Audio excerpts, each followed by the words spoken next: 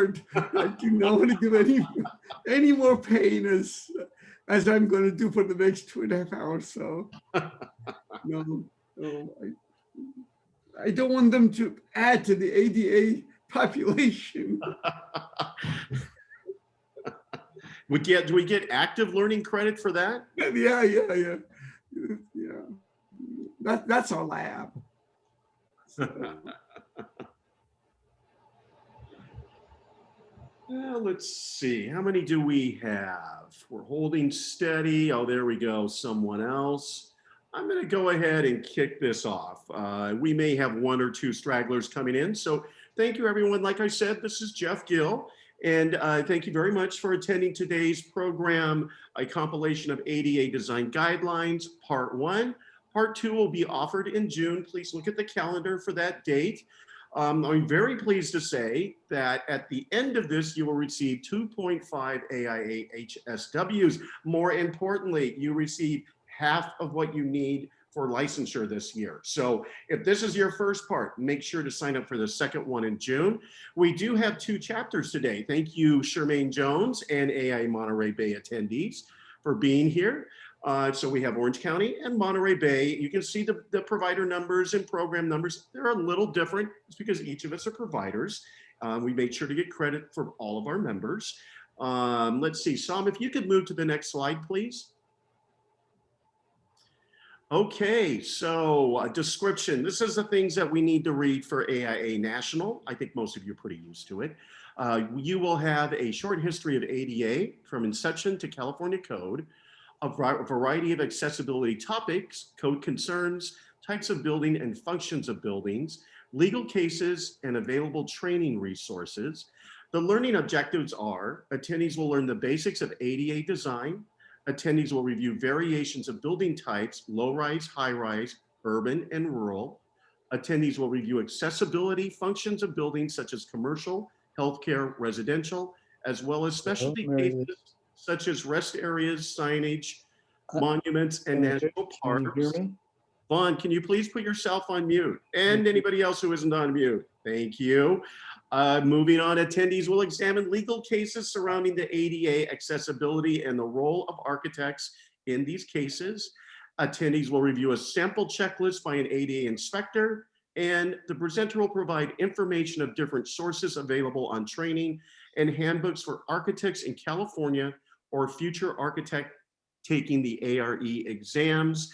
And I am going to add into this, and Marilee, please correct me if I'm wrong, because I'm not seeing on the slide. At the end of this, please email that you attended this program at medgar@aiaoc.org. We also have them email Charmaine. Marilee, or is it just you? My 3 people could email me, please. Okay, all right, thanks a lot. That's great to know.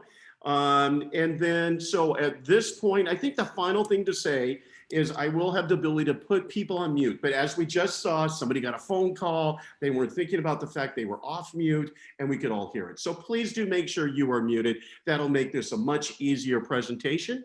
So at this point, I'm going to turn it over to Dr. Sam Noor for today's presentation. Thank you. First of all, good day to everyone, and I hope everybody's safe, sound, and happy. Hopefully you will all be vaccinated and we'll be out of this mess as we are now. I do want to say a couple of things. That we did record 2 1.5-hour sessions on COVID, and fortunately it was recorded and in the AIA program. You have to look for it a little bit. It's not that easy, but if you go to my LinkedIn, I do have a direct connection to it. And there is tomorrow, ASHRAE, I'm the first speaker, and there's a symposium 4 hours on the ventilation systems and what to do with respect to the COVID. But anyway, hopefully everybody will be safe and sound, and we will be there. And hopefully we'll come back to life as it was before. My name is Sam. I've been doing this for a while. In fact, I did do a 5-hour program with the USC and the AIA in Los Angeles program. And again, every time I do something and I repeat, I want to gauge what I've done and modify it and change it with a different flavor and with some of my experience, and go back and try to make it so that at least, especially in a Zoom environment, you won't go to sleep or you won't go or watch Netflix as I'm talking. So you will be always interested.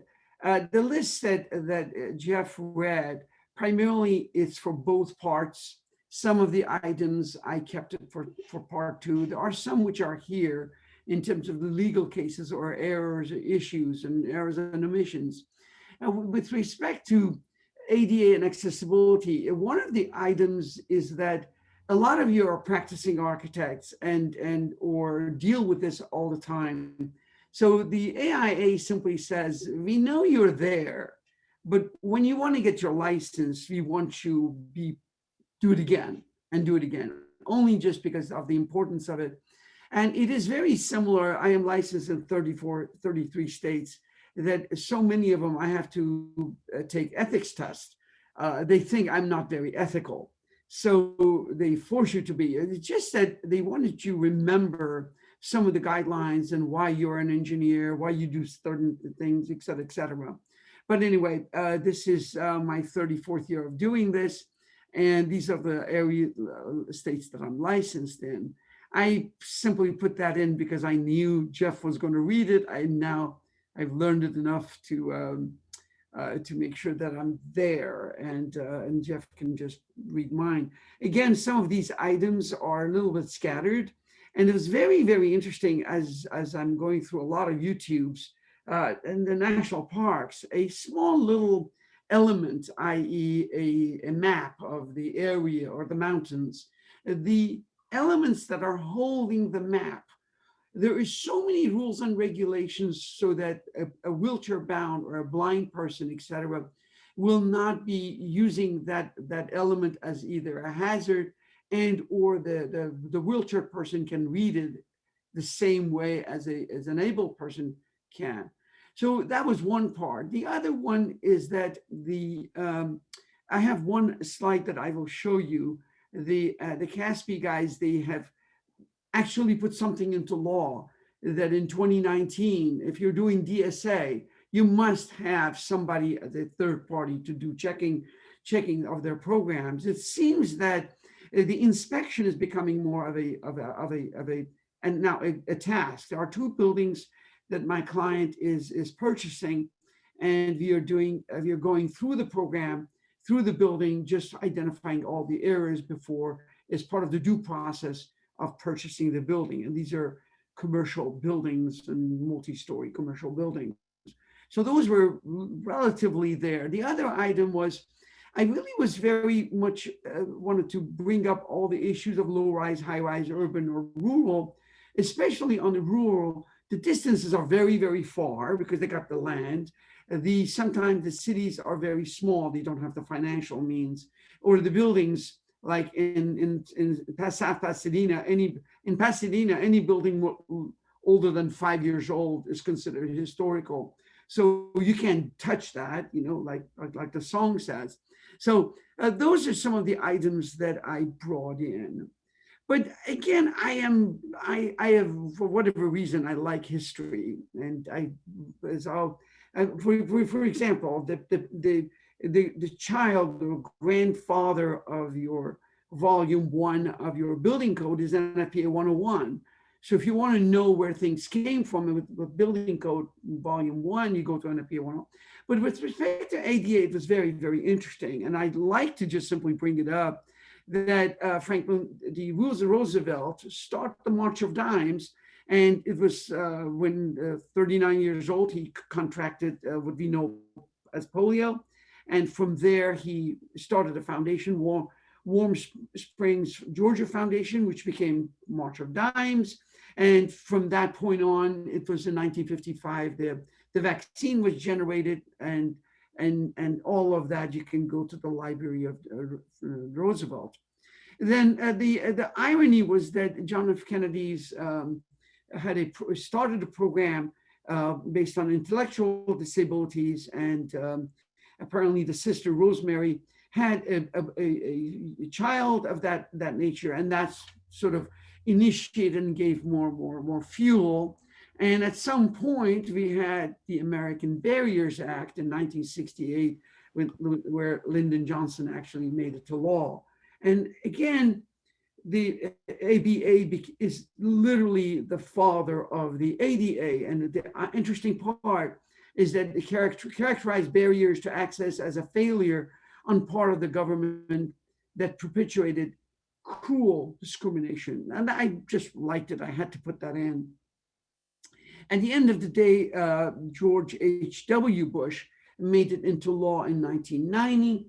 And again, that simply said, anything that an able person can enjoy as he walks, looks at the scenery, goes to a governmental space, and he wants to check out and get a form, whatever form, or he wants to communicate with them via telephone, but he has hearing issues.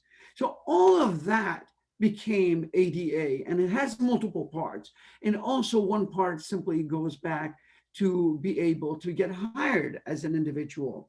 So we were doing Walmart, and if you go to a Sam's Club, we were doing Sam's Club, and Sam's Club has the second story part, and that generally there is no elevator.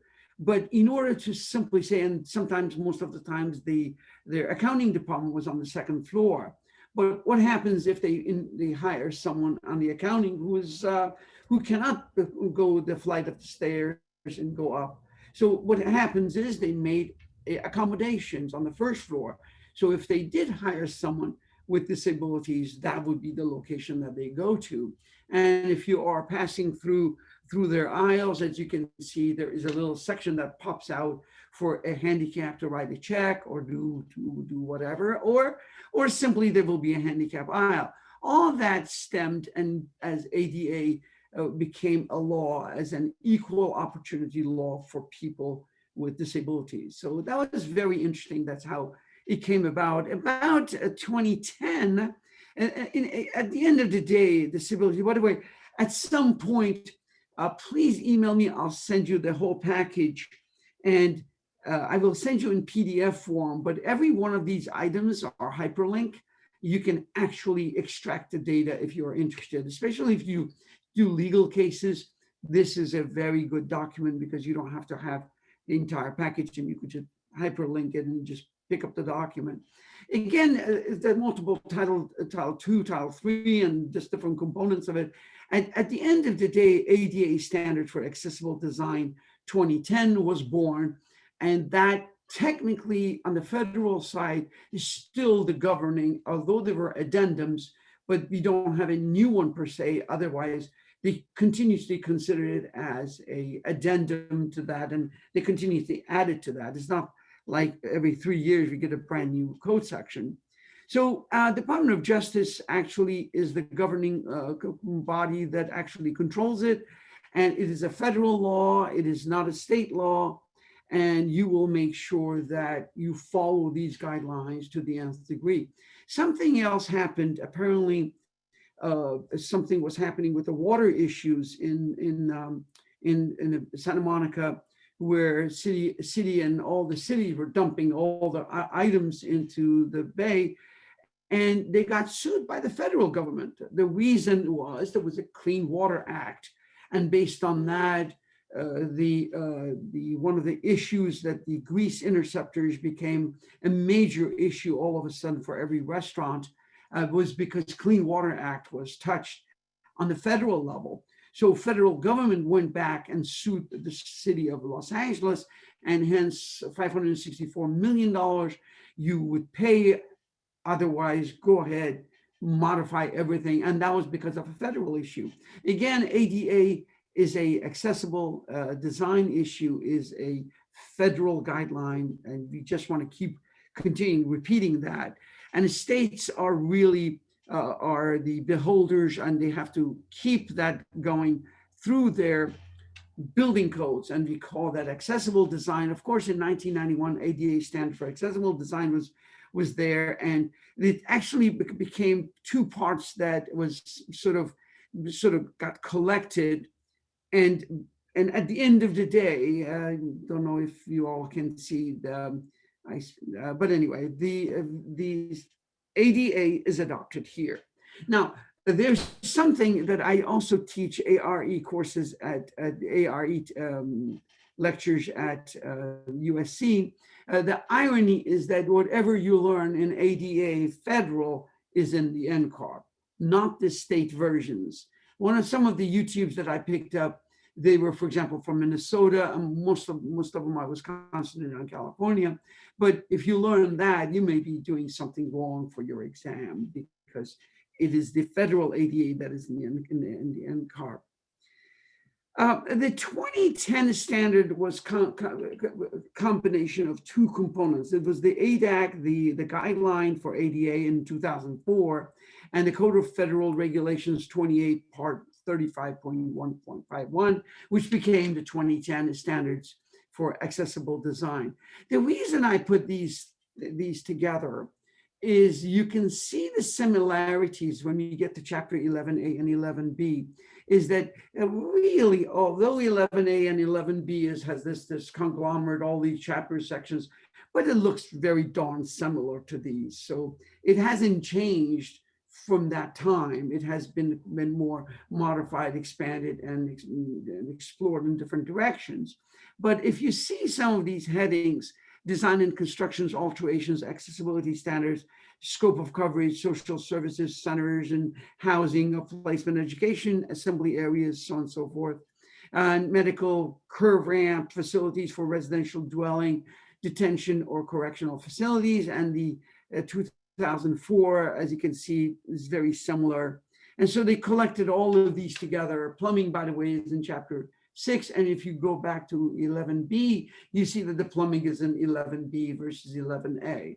So all of these, you can see that the ICC that created the IBC and the codes, they simply mimic this, and California some sort of adopts it and puts their own little spill and pepper and whatever, and they come up with their own version.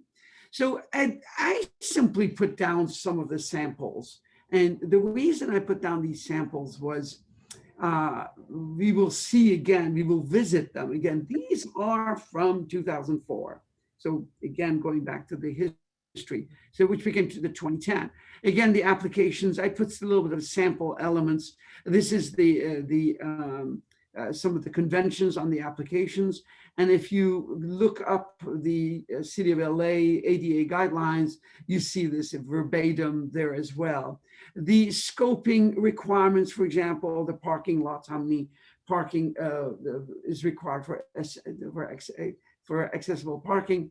Chapter 2, you can see that here, the same repeats. Again, I'm just giving you a little, it's simply building blocks, again, little components. Again, using the size of the wheelchair, which is a 48 by 30, depending on the different direction that they go and they walk, all of that simply implies how you have designed it. Again, these are the same building blocks that you can see in the California Building Code. And by the way, a 32-inch, believe it or not, the chair is physically 27 inches. So 32-inch gives them what? 32 minus 27. And that would be the amount of fingers that the individual has, or he has to be strolling in different parts, because now he's getting to that, and he has to be perfect within that 32 minus 27. And there was one other part that I saw, which was very good. One of the lectures in one of the 1-hour YouTubes that I was looking at, he actually goes out in order to get a feel for his inspection or his plan check. He actually goes out and rides a wheelchair for a while, just to get a feel. And he was very, very interesting. That I really liked that comment was that when he was going up the ramp, if the ramp was not proper degrees, for example, 8.33 degrees for 1 to 12 degree rise, it was very difficult, very difficult. And that's where the issues are. The one part that I'm going to say, all of us, if you live 100, 110 years old, we will be considered an ADA individual, depending on the disabilities that we get. Hopefully we will be, if you all live 120 years old, then we could be playing basketball at that time, but the reality is different. But so in this particular case, for example, the accessible routes that we have is that they do allow you to be 32 inches. By the way, 32 is the minimum threshold for you to go through a door, a 36 door.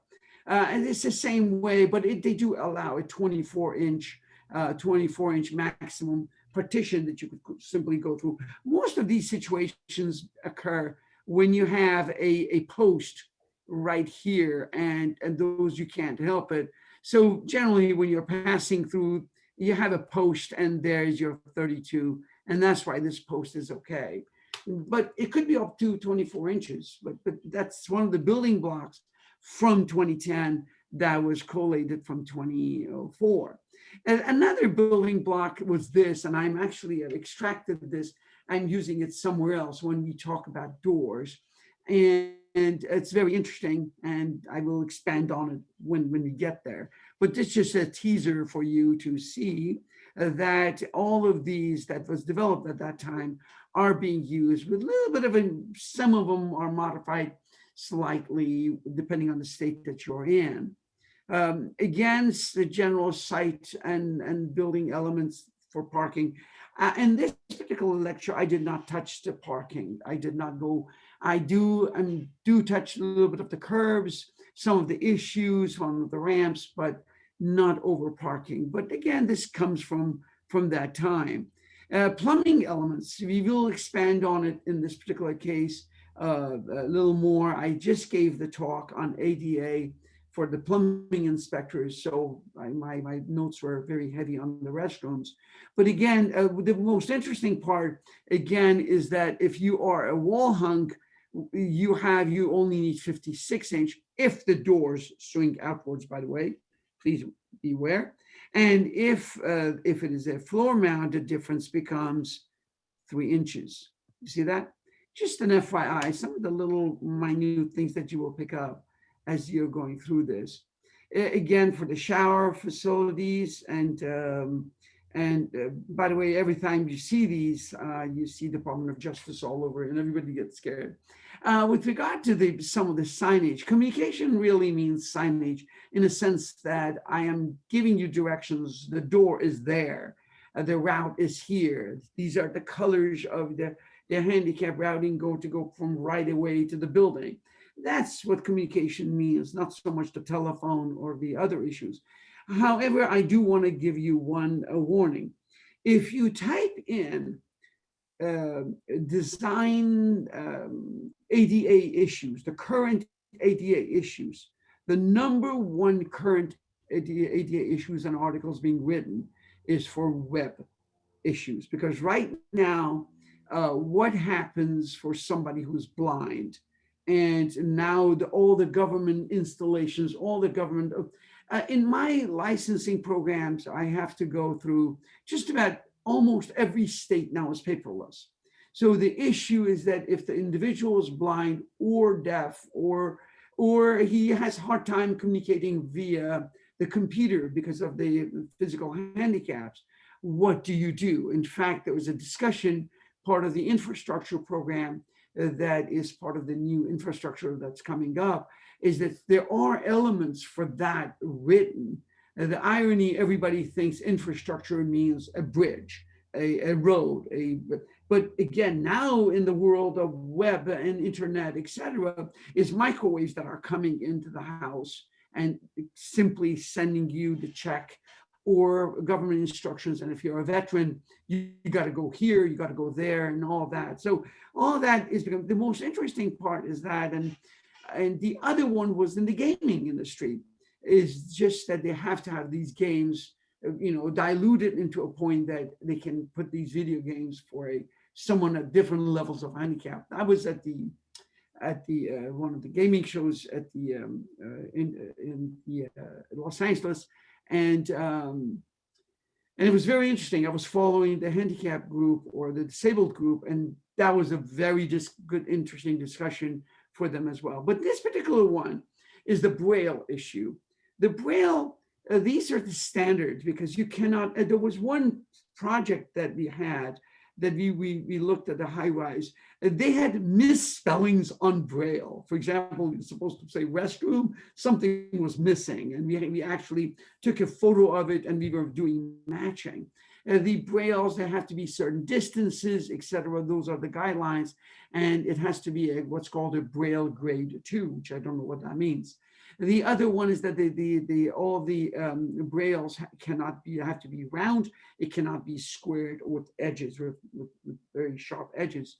So all of these are part of the communication. Again, I'm going back to you, simply saying these are from 2004. They have not changed. As some of the, again, communications are, you see here, the pictograms are not necessary. However, the word men, if it is written men, the Braille has to say men. It cannot say not woman. It cannot be anything else. They have to be a direct meaning. So these are, again, coming up from that time, and we will expand on it.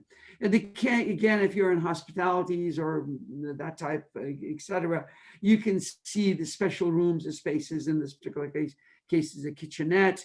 It was designed that way, and these are elements for the either pool or swimming pool and or bathrooms. And there was one item that, again, recreational facilities, the distances that you can approach, and on the ground, clear ground, and or if you are going to go into a pool, if it's a public pool, you will have this pool sloped element for you to go in and enjoy as an able body can. So given all of those, again, please, I'm just going to let you know we are still on the ADM of federal level. I've not delved into the California version yet, but there was one item. Again, I'm now searching on the rural part, and I'm searching, and I end up to getting a pamphlet by the Department of Justice. And the pamphlet says, please advertise. Please use this, please propagate this information. So again, I was looking at what happens then. And again, they are simply telling you that American Disabilities Act is a civil rights. And you are, if you're applying for a building permit, a business license, playing ball in a local park, Memorial Day marching parade, if you're in a festival, calling 911, all of that simply says, without any basis of any of these issues, if you're handicapped, you will be able to participate. Now, maybe at different levels, but you have to be able to have that opportunity. Again, now race, color, sex, national origins, and age, and religion, now the disabilities. So that is the format that it came about, and I was just trying to repeat it. But now you're in a small town USA, and you do not have a ramp to go to the city hall. And what do? Especially if it is historical. Now, irony is that the historical buildings are exempt.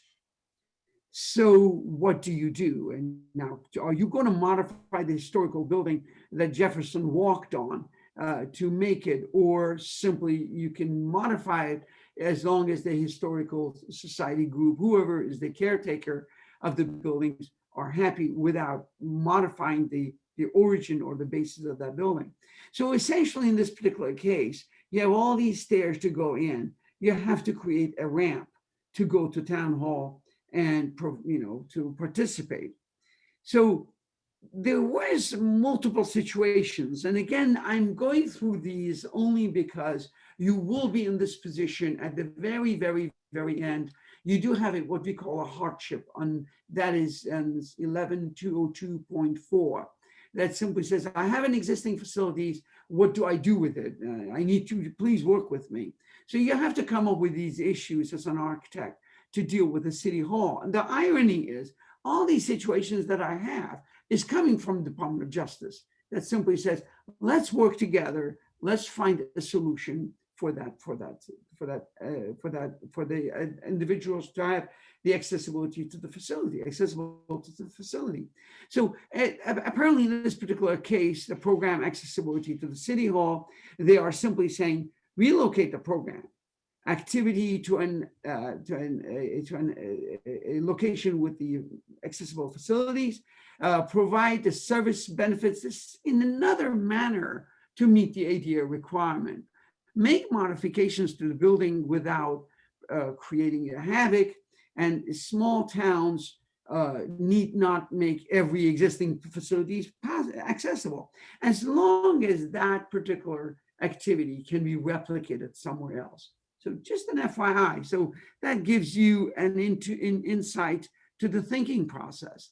And let's say this is a program that it was a public toilet facility and it was overlooking at the ocean. You want to have that same format, those physical modifications. If it is not a historical society, you will modify it. You will modify it. If not, you will build another one right next to it, maybe a unisex that will satisfy financially for them only, as opposed to changing the entire system. But you will find a solution. That is the most critical part. So small town meetings in an inaccessible location, second floor, two-story town hall with no elevators. Financial hardship does not allow. Elevators are anywhere from 100,000 to 200,000, and they just either don't have the space or not have the money. So what would the resolution do in this particular town meeting? What they did was they identified two other locations. One was a high school auditorium for their annual meeting for large crowds, and for smaller ones, they had school auditoriums with a smaller venue that they could meet, and they had the access, etc. So that became the resolution. Another one, this was very interesting. Now, this library is a historical building. Again, historical does not, based on the code, you do not have to touch it. At the same time, it was with steep slopes and all that, most of the critical part. You cannot put a ramp, you cannot put a lift, and so on and so forth. And once again, qualified historical buildings, qualified, you have to qualify yourself first. You have to identify. The alternate matter was, hey, tell me what books you want. I'll bring them to you. I will, if there's any question from the library, please call this hotline number and we will help you. If you need books, we'll bring it out to your curbside and we will give you service as you need to. So at the end of the day, you are providing all those options to the person with the disabilities. So again, all of these are coming from Department of Justice. 1885 two-story historical museum. What do you do? Especially you as a person cannot go to the second floor, and that's where all the archives are, and that's where that historian individual was doing all of his work. So in that particular case, you have to be very innovative. If it is the first floor, you've given the access to the first floor, but the second floor, it has to be a video or some sort of an innovative solution that you would actually provide that viewing of that space. So again, it's all out of the box thinking, but yet you are creating the venue, you're creating the environment for that individual to see. A police station, no accessible entrance was there. The town decided to completely modify the program. And to begin with, the parking lots, and also the public entrances where the public was actually going to one location. The counter. Generally in police department, I've done police stations, you cannot go further down unless you have to. So one of the issues that I'm gonna do a tangent and or a little parenthesis and open up to the COVID situation is that now with the COVID situation, you technically do not want to bring patrons in.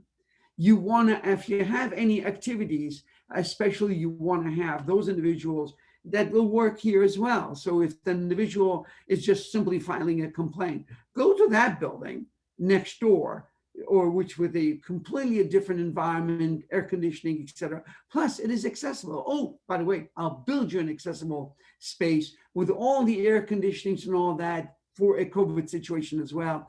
And go there, we'll give you the service. You do not have to come here. So that's one issue. Now, again, our job is not to identify what happens if that company or that police department wants to literally hire a disabled person. That's another story. We did a ton of cellular sites at one point in my life. And one of the arguments which was there, again, these were guys who were going fast and they could not argue about the ADA issues. You're talking about utility rooms, you're talking about electrical rooms with a ton of electrical systems, which would hinder any, even an able person had to do a very fine dance going around it. And some inspectors were pushing the following concept. What happens if the inspector is handicapped and he wants to come in, and or a supervisor became handicapped and he wants to come in?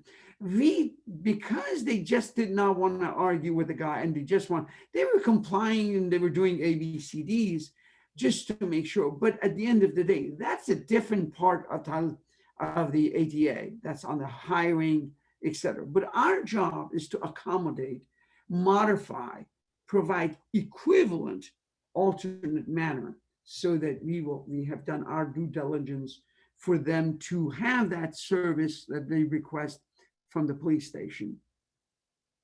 This was the particular police stations that they had to alter their accessible locations, etc. And by the way, there was one statement from the time that they actually start. Let's say it's 3 weeks. Let's say it's a contractor. You have a great contractor, and it will take 6 years. What do you do in meanwhile? You provide temporary solutions. So you will have all that temporary programs there. And right now, for example, we just visited the high school. If you have any activities, you do not enter the building. You actually have all these elements for the parents. They actually get all their paperwork done outside with some sort of an attendant. You go to the banks, they do the same thing. So temporary solutions till your permanent solutions are in. Toilet facilities in recreational area, again, this is almost the same thing. Again, I am sort of repeating now that you got yourself the thought process that they are not accessible. So either you will provide temporary and or you will modify. Otherwise, that park technically is illegal. That recreation facility is illegal. So all that has to be done. And the other issue is that with regard to the ratios, you can always have a unisex to be placed in that space, and the cost is known, is defined, but you cannot have a different, not inaccessible toilet facility. And the other irony that they bring in, the disability, some of the programs that the city has, services that park creates, they must adhere to the disabled person as well. I'm not going to go to that arena, but at least with regard to the buildings, you must provide the elements. This is another one. This was a town hall that had 2 sets of public toilets. And what happened was that now you are using communication scheme, you're using signage, and you're simply saying, we built a bathroom on the other side, or we made one bathroom on the other side accessible. So as you're coming in, or the ramp that we made for you is in the back. So now that you have created these communication forms for the individual with signage, for you go from point A to point B so that you can enter. Again, that may not be convenient, that may be a long distance, but you can go back and ensure that the parking lots, the handicap parking lots, et cetera, are in that area as well, with all the ramifications that you have to do as an architect. Sign at an inaccessible entrance provides directions for the nearest accessible entrance, and that could be for toilets, for the entrances, so on and so forth. A town has an outdoor recreation facilities, a ball field, parking lots, building with the public toilets, etc. The resolution that they had was number one, and we'll discuss that at one of the last slides when we deal with hardship. Where do you start? Where do you technically start? You start from the time that the handicapped person actually gets off the bus, which is fully accessible for them. If you see, every bus will have accessible. So the bus route, but they drop the individual, he has to come through right away, through the public right away. He comes through the curb. There is a inviting curb with all the degrees, all the angles, with proper coloring, for proper signage, to comes and invites to the door that is accessible door. So the resolution was from the parking lots, from there to routes with the striping, through the installing signages, et cetera, to do all that so that the individual can go use the toilet facilities or any other facilities that is accessible to others. They can enjoy it as well. So this was another situation. So again, all of these came from the Department of Justice. All that example was done somewhere in the history, and now you have it in this program. Some of the common problems, and I actually shoveled a bunch of different ones to this. I just, they are somewhat cute. At the same time, it could be oops. And sometimes if you remember, Steve Martin had a very famous philosophical statement, what the hell is that? So let's go through some of them. It's very, very, very interesting. The other issue that you have is common problems with new construction. It's very common for architects and contractors to miss that compliance meets the building code, but it really doesn't meet ADA. And there is one issue, and we will talk about it, where you go to the hardship, but you could be in that position, and we call that a pickle in English. So a planning community comes in there, and you could be looking at a lower counter was provided for the access for, as you can see here, for the handicapped person. And you go through some of the other issues, the most common problems. The boxes are from the Department of Justice paper. Is signage. Most of the are just simply wrong. Their brailles are wrong. The contrasts are wrong. The letterings are wrong. They're posted on the wrong side of the doors. And there is no way that the individual who now is a disabled person, and he doesn't know anything about the laws, but he knows as he's going into the door is on the door handle side, or what's called the latch side, and that's where the sign is. But it's on the wrong side. He is looking for here because of his habit, not because he's an architect. But he's not there. And that's one of the issues. And the blind person, what does he do? He's looking for every wall to find out what that location is. So in any case, that is, by the way they describe it is called blind, or person who has low vision. A friend of mine, she's an attorney, her husband is now legally blind. And we had a very long discussion on that, especially with the softwares that are out there. So there are individuals at some point that they will have low vision and they cannot see. And so all of these means and methods will be for them to access to the space. Another one, as you can see, is I won't go through the errors, but in this particular case, there are errors that in order for the person who wants to go to the woman restrooms, there are issues. They are at certain heights. Again, and the best way to do in order to mimic a person with low vision or blind.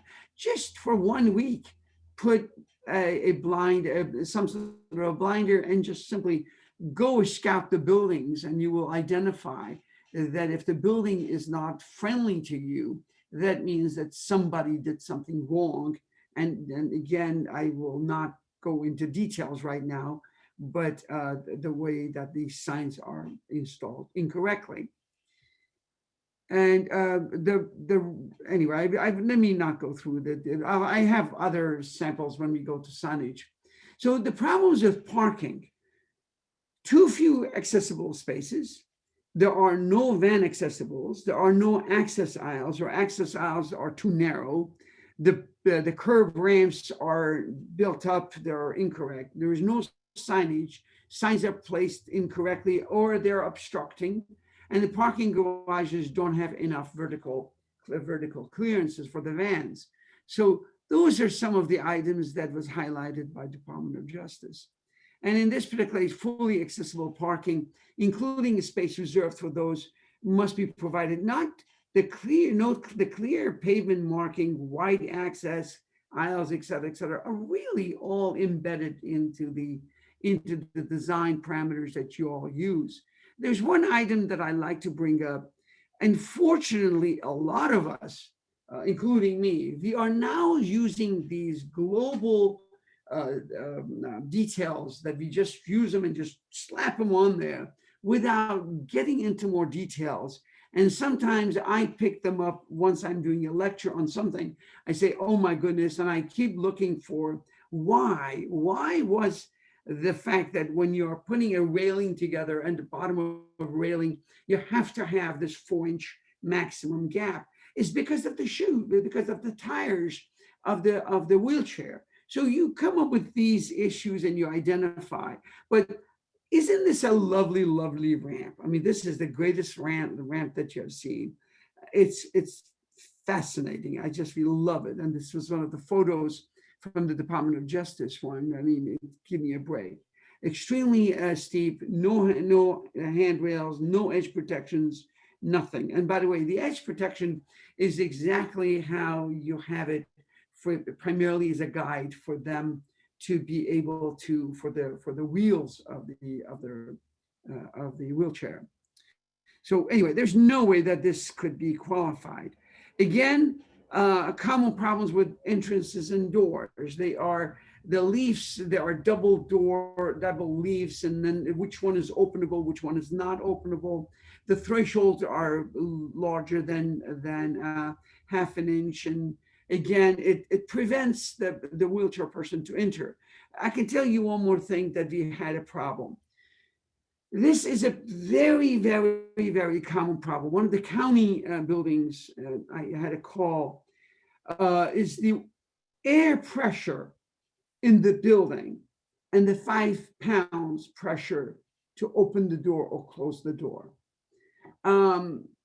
It was the 5 pound was reduced, especially if it's a fire door.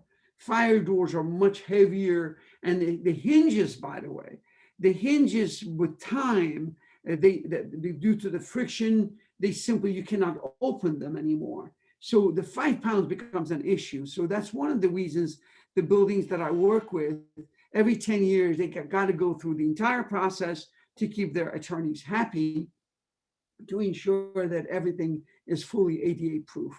So again, don't forget, one of the most critical parts is that if the building is not air balanced correctly, it does not have what's called a neutral pressure.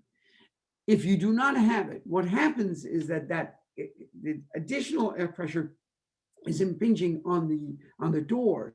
Now, the doors could be open somewhat. Now, imagine, depending on which direction you're pushing the door, you could be gaining beyond 5 pounds. Now, the question is the following: is the chicken or the egg?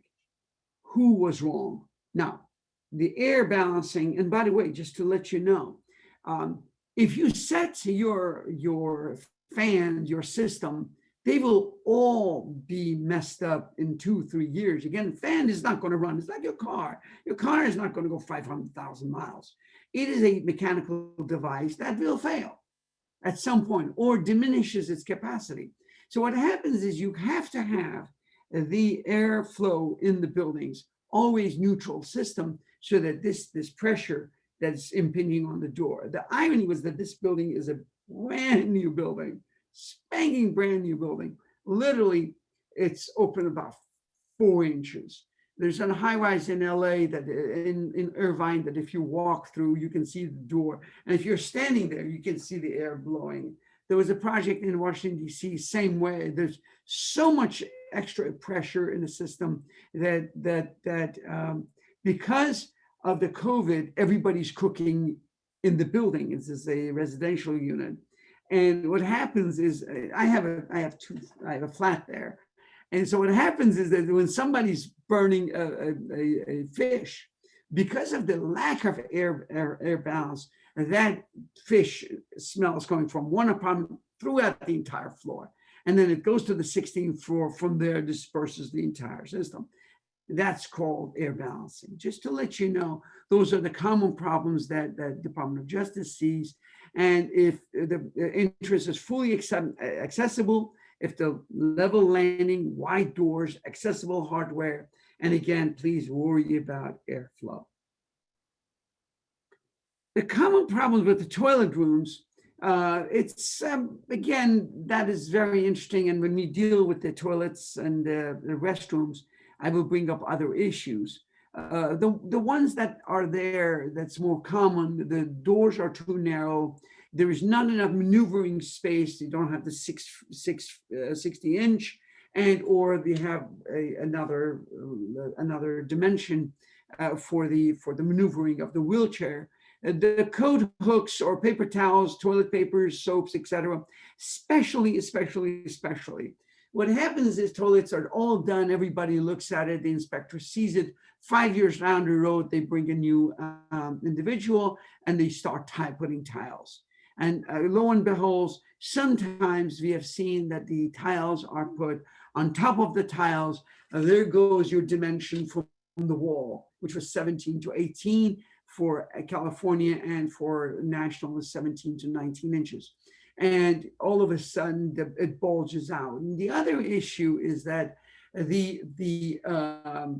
originally the toilets have just basically a drywall and some sort of a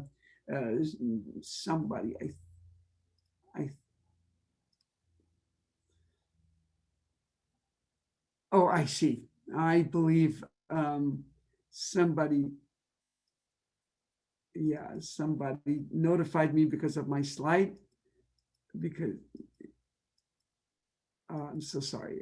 I did too much. Let me do this by hand. Okay. Let me do it this way. So anyway, the critical part is that during the remodeling, all of the elements, or in the construction, you just have some sort of a very, very thin tile. All of a sudden, during the renovation, much bigger, with a very large set of mud and a very much thicker tile, the whole thing goes bye-bye.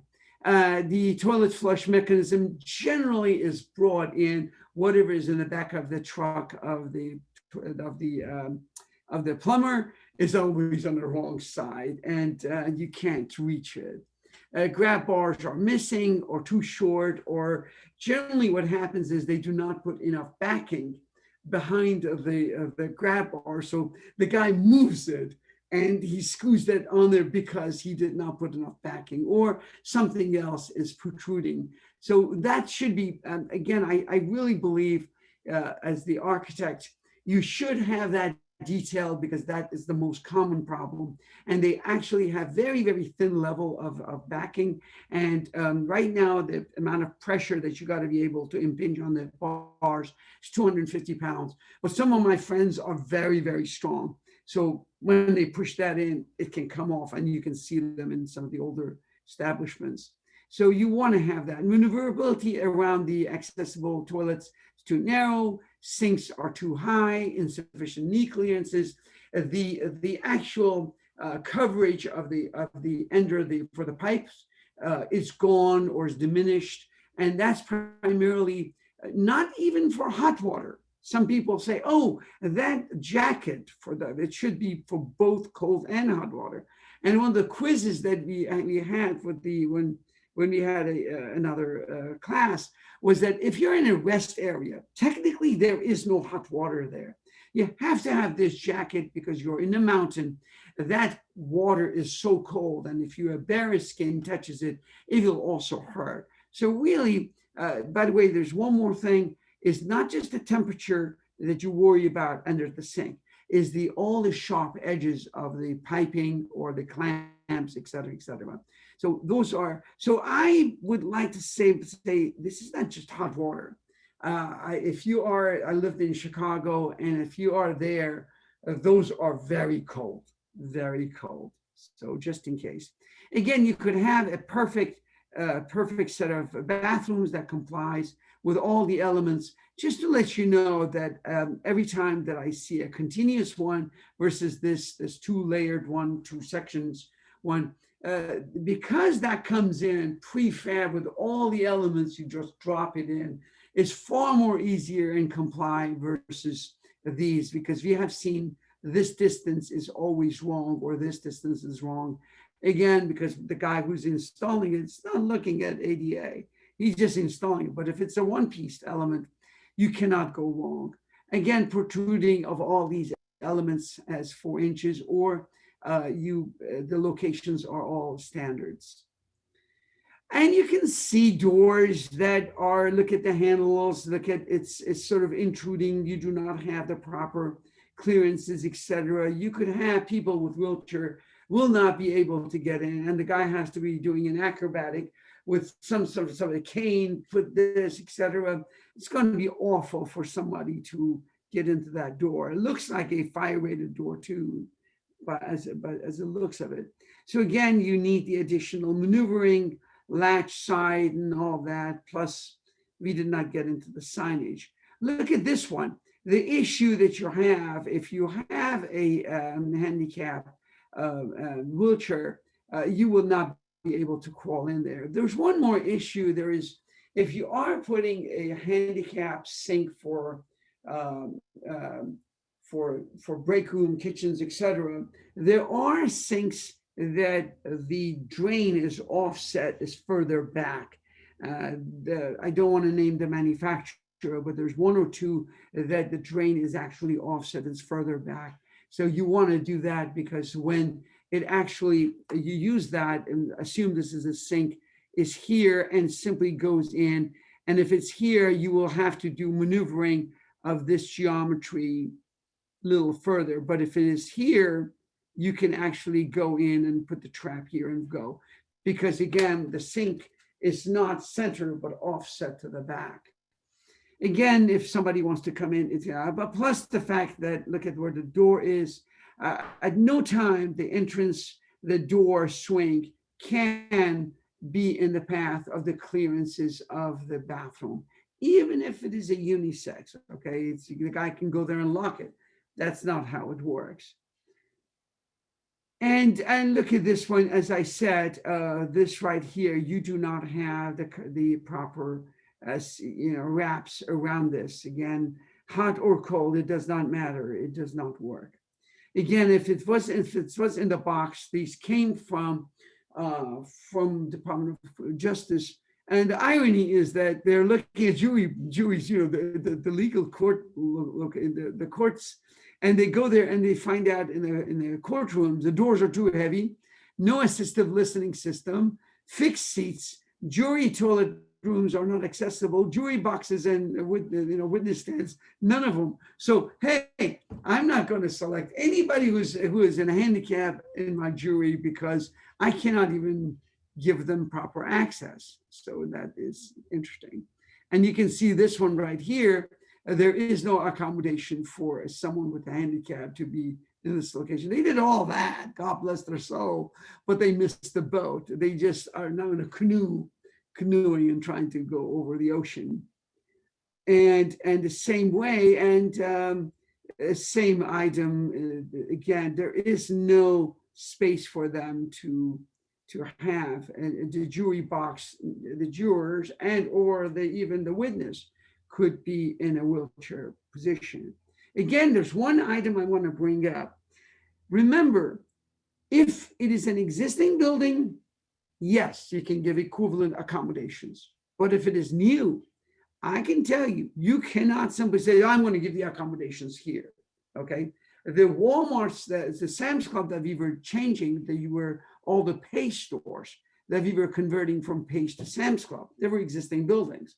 So and I do know that I got involved multiple courtrooms that was getting modified, and that the level of modification that they were doing, it was completely change of the entire space. And we will get there in chapter 11-202 that discusses the level of modification to an existing, and once you touch it, how far do you own it? How far do you go? Again, the common problems with access to programs, generally the most common discrimination is when the others assume they are able to, they can participate, the build facilities or design programs that without thinking that these obstacles do exist. And again, employment volunteer opportunities cannot be given to these disabled individuals because it's not accessible. When designing your facilities, programs, services, and activities, assume that people are disabled and can and will use them as much as the others. So that's your thinking process. This was very interesting. I did a restaurant down in the Newport at the Balboa. If you see, there are certain elements that you can see tile change, and there are elements that are actually moving with titles and goes up and down. The funny part in this particular town was that they made a situation that they created even the driving, that you actually, rather than walking, even the car will go in and will, with the tide, will go up and down. So the handicapped person will enjoy the same levels of the joy that the able person does. And that was very interesting. I really like this because that needs engineering, plus the fact that they went all the way to that level. By the way, I just want to also show you this. You see this brown? You see this right here? This is the level of the tide that goes up and down. So if you want to see it, if you go to some of the restaurants in Balboa or the peninsula, you can go to the side and you can see the level of the algae and or the coloring. This is a very, I wonder where that location is, but that is very interesting. So now we have a fabulous accessible parking, but U-Haul spaces there for delivery areas. So give me a break. That means that delivery is an issue. If you are bringing carts in and out, you cannot use this even as a temporary, because if a person comes to that building, he cannot be waiting till you are, that's a 10 feet hauler, and by the time you fill that up, that's about 8 hours for one person, maybe 4 hours. Is the guy just going to be on the parking lot with his ADA, with his van, just waiting for him to finish? But so you must have a thinking process that the visitor with a disability will be there as well. So this one, really, the city provides an access for sidewalks, and you have to assume that there is traffic calming measures where they have these raised paves. They have added that element. I really didn't pick up much out of this particular slide, but it's just that was newly done. Common problems with the websites. Again, I brought that up. It's very interesting, just to let you know. And I got involved with this a while back. I did not know that if you Google the most common problem right now currently with the issue of ADA is the websites, gaming, et cetera, et cetera. That is very interesting. And I know that there is a program called Natural. I try to use it because I do a lot of typing, and I was trying to, and then there is a read out loud, which I use all the time. I'm doing something else and it's reading loud, but at the same time, what about you communicating back to the monitor? And what about for them to read out a statement? So all of that is there. And lo and behold, this is a Samsung that I have, Android. They have made a lot of accessibility issues with that. So it's moving towards that direction, just an FYI. As screen readers cannot interpret graphics. So how do you describe a ramp? Again, this was very interesting. Again, one of my pet peeve statement that I simply say, be a good architect so Jacobi and Myers will not call you. So as I'm looking at ADA and lawsuits, this came directly from a group of attorneys somewhere in LA, and they have all these spiels that they're doing. By the way, just to let you know, I'm going to open up a parenthesis again. There are 800 lawsuits on COVID right now. The only reason President Trump signed a declaration of emergency declaration for the meatpacking groups was the following: so they become essential workers and they cannot go back and sue their companies. But right now there are 800, and the reason that number is low is because the courts are closed. There is going to be a massive number of lawsuits if somebody goes to a picnic and he gets a COVID, he comes back and says, "Oh, I got it from this building." And then the question becomes for the attorneys, and that's the discussion that we have tomorrow, is that did you do A, B, C, Ds? If you did not do D, tell this 12 jury members why you didn't do it and my husband died. So all that is there just to let you know. ADA is the same way, but fortunately, because there were so much frivolous lawsuits, instead of California, if a violation has been brought up, you have, as a company, you have 6 months to address it, clean it up, and then the violations goes away.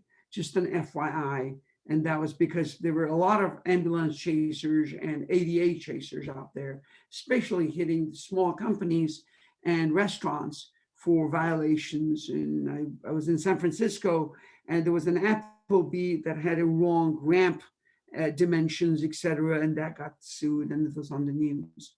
So just an FYI, they are out there, and they are advertising with the common issues, and the guy addressed 6 or 7 of them as if he's doing a public announcements.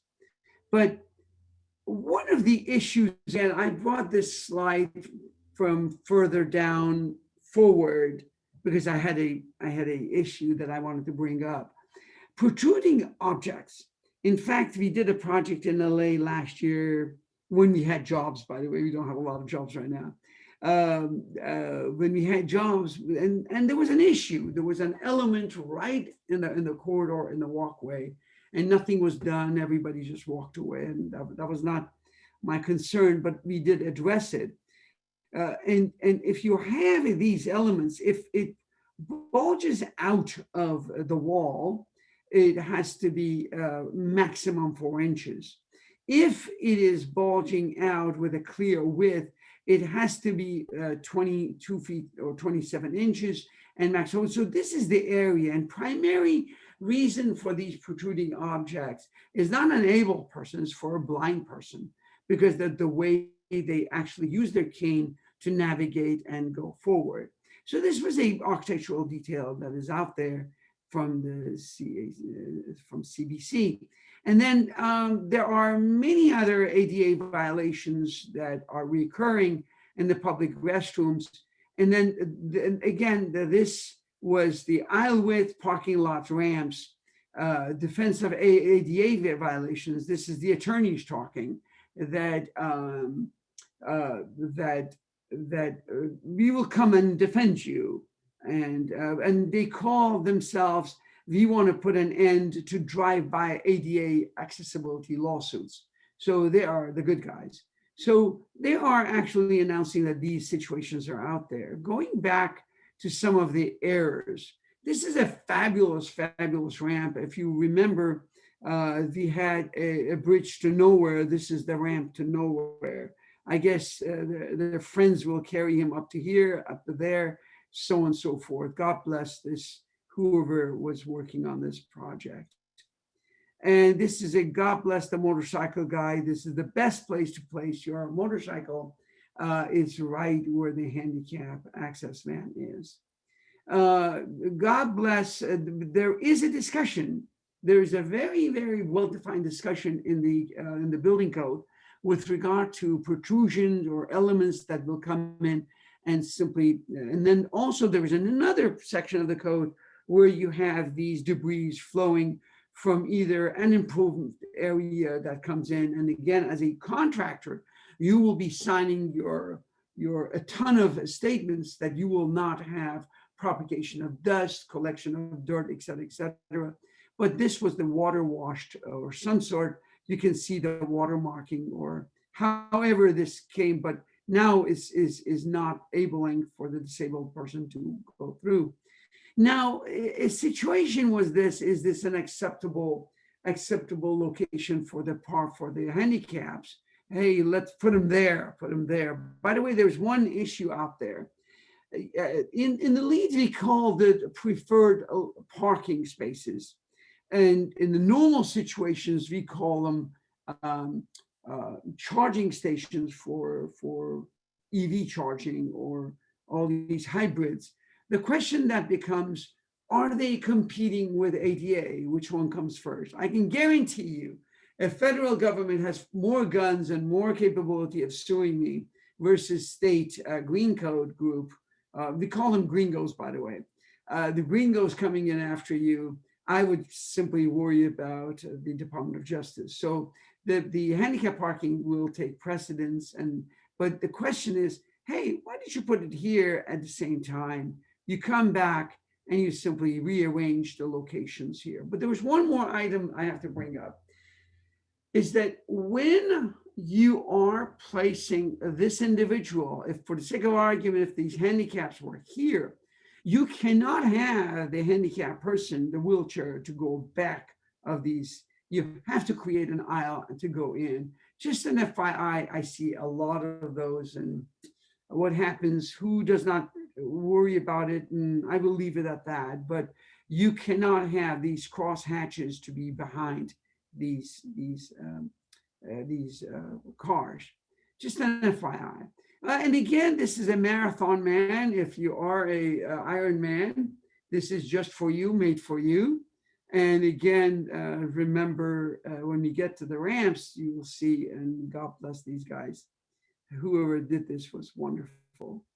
And this one, this is for your workout day. So if you want to get your hamburger, your hot dog, in this particular case, I don't know what that is. But anyway, you come in and use this to go up and down, and you do your morning exercise. That's for the managers and the employees. Or I have seen this in San Francisco quite often. The ramp for the fabulous parking, and imagine this is the right of way and you want to go to somebody's home, or this is a handicap unit. If this was public domain, et cetera, if it's an apartment, you have to have it. So many, but just imagine what happens here with that slope, and or trying to go. And these are very, very, we know that in the risers for residential is anywhere from 7 3/8 to 7 5/8, but this really looks like at 45 degrees. At 7 5/8, this degree is about 37 degrees, anyway, from 37 to 38. But this looks like 60 if not 45 or longer. So, and this is a fabulous. If you want to go to this monument, you better take some water and maybe a rest area somewhere in the middle. By the time you get here, you will be tired. But look at the maze that the individual had to go through. And I do have a photo, and at some past life, many, many years ago, I was doing cellular sites. ABC has one of the highest, tallest antenna tower. I believe it's 1,000 feet in the Mount Wilson. And because of one employee, and he was aging and he was there all the time, they literally have a stairs where every 12 feet there's a landing. And as it goes up, I don't know how far it goes up till the antennas are being checked. The beauty of that is as follows. Go have lunch up there. It is wow. But you better have a harness and connect yourself to the, by the way, the birds will come and say hi and give them some bird food and you will have fun. But just to let you know, ABC News, I did, KMEX was there, I believe Channel 34 was there. But anyway, I put some antennas there and we did some cellular work there. But anyway, that is an amazing phenomenon. So just to let you know, I want to open up another parenthesis. We were not allowed to put that work on those antennas because the bird migrations was certain time of the year. So apparently the stick that we were putting up there was disturbing the birds that are going south to north or north to south. You have to wait 6 months. Maybe they were going to go to an Airbnb and up north or south, and you have to stop and for 6 months. Just that's a darn truth. That was very interesting. Anyway, this is a fabulous, fabulous hotel. And if I am a handicap, that's where I'm going to be. This is called a pitfall. Just to let you know, this is fabulous. Everything looks gorgeous, except it's not ADA. Again, this is another one. Of course, this item came from San Diego, and they found 39,000 tripping hazards in a survey that they did in San Diego for so many months, and they found there's more. They have 3,100 miles of sidewalk, and you can see the elements that are all trip hazards and or they are not tuned for a ADA walk for a blind person or a wheelchair person or the fabulous individual, whoever this was. It looks like this is a spill control, ramp control, or something for a device that's getting connected here. And they put this right, it's exactly where it's supposed to be for right on the right of way. I don't know, I could not see anything wrong here, but it was evident on this side. Common issues are insufficient number of recurve ramps to make sites accessible. Dead ends are created, and this is a fabulous element. You have to invite the guy to that location and or not properly done, and or your curves are simply gone. So the improper designs of the truncated domes, recently installed sidewalks and curves have excessive slope. By the way, there is a slope on the ramp and you have the leaves on the side. They have a different slope. They're all incorrectly done. Sidewalks have gaps or height variations, block access for wheelchair, create tripping hazard for people with visual disabilities. Exterior entrances to the buildings, they have far greater slope. And by the way, you have this slope, but you also have a side slope going in a different direction. That's generally for the rain, so you don't have any water puff. That cannot be more than 2%. So somebody says, oops, I forgot. And again, this goes back, I believe I put that slide in the wrong location, that protruding, they should have come here.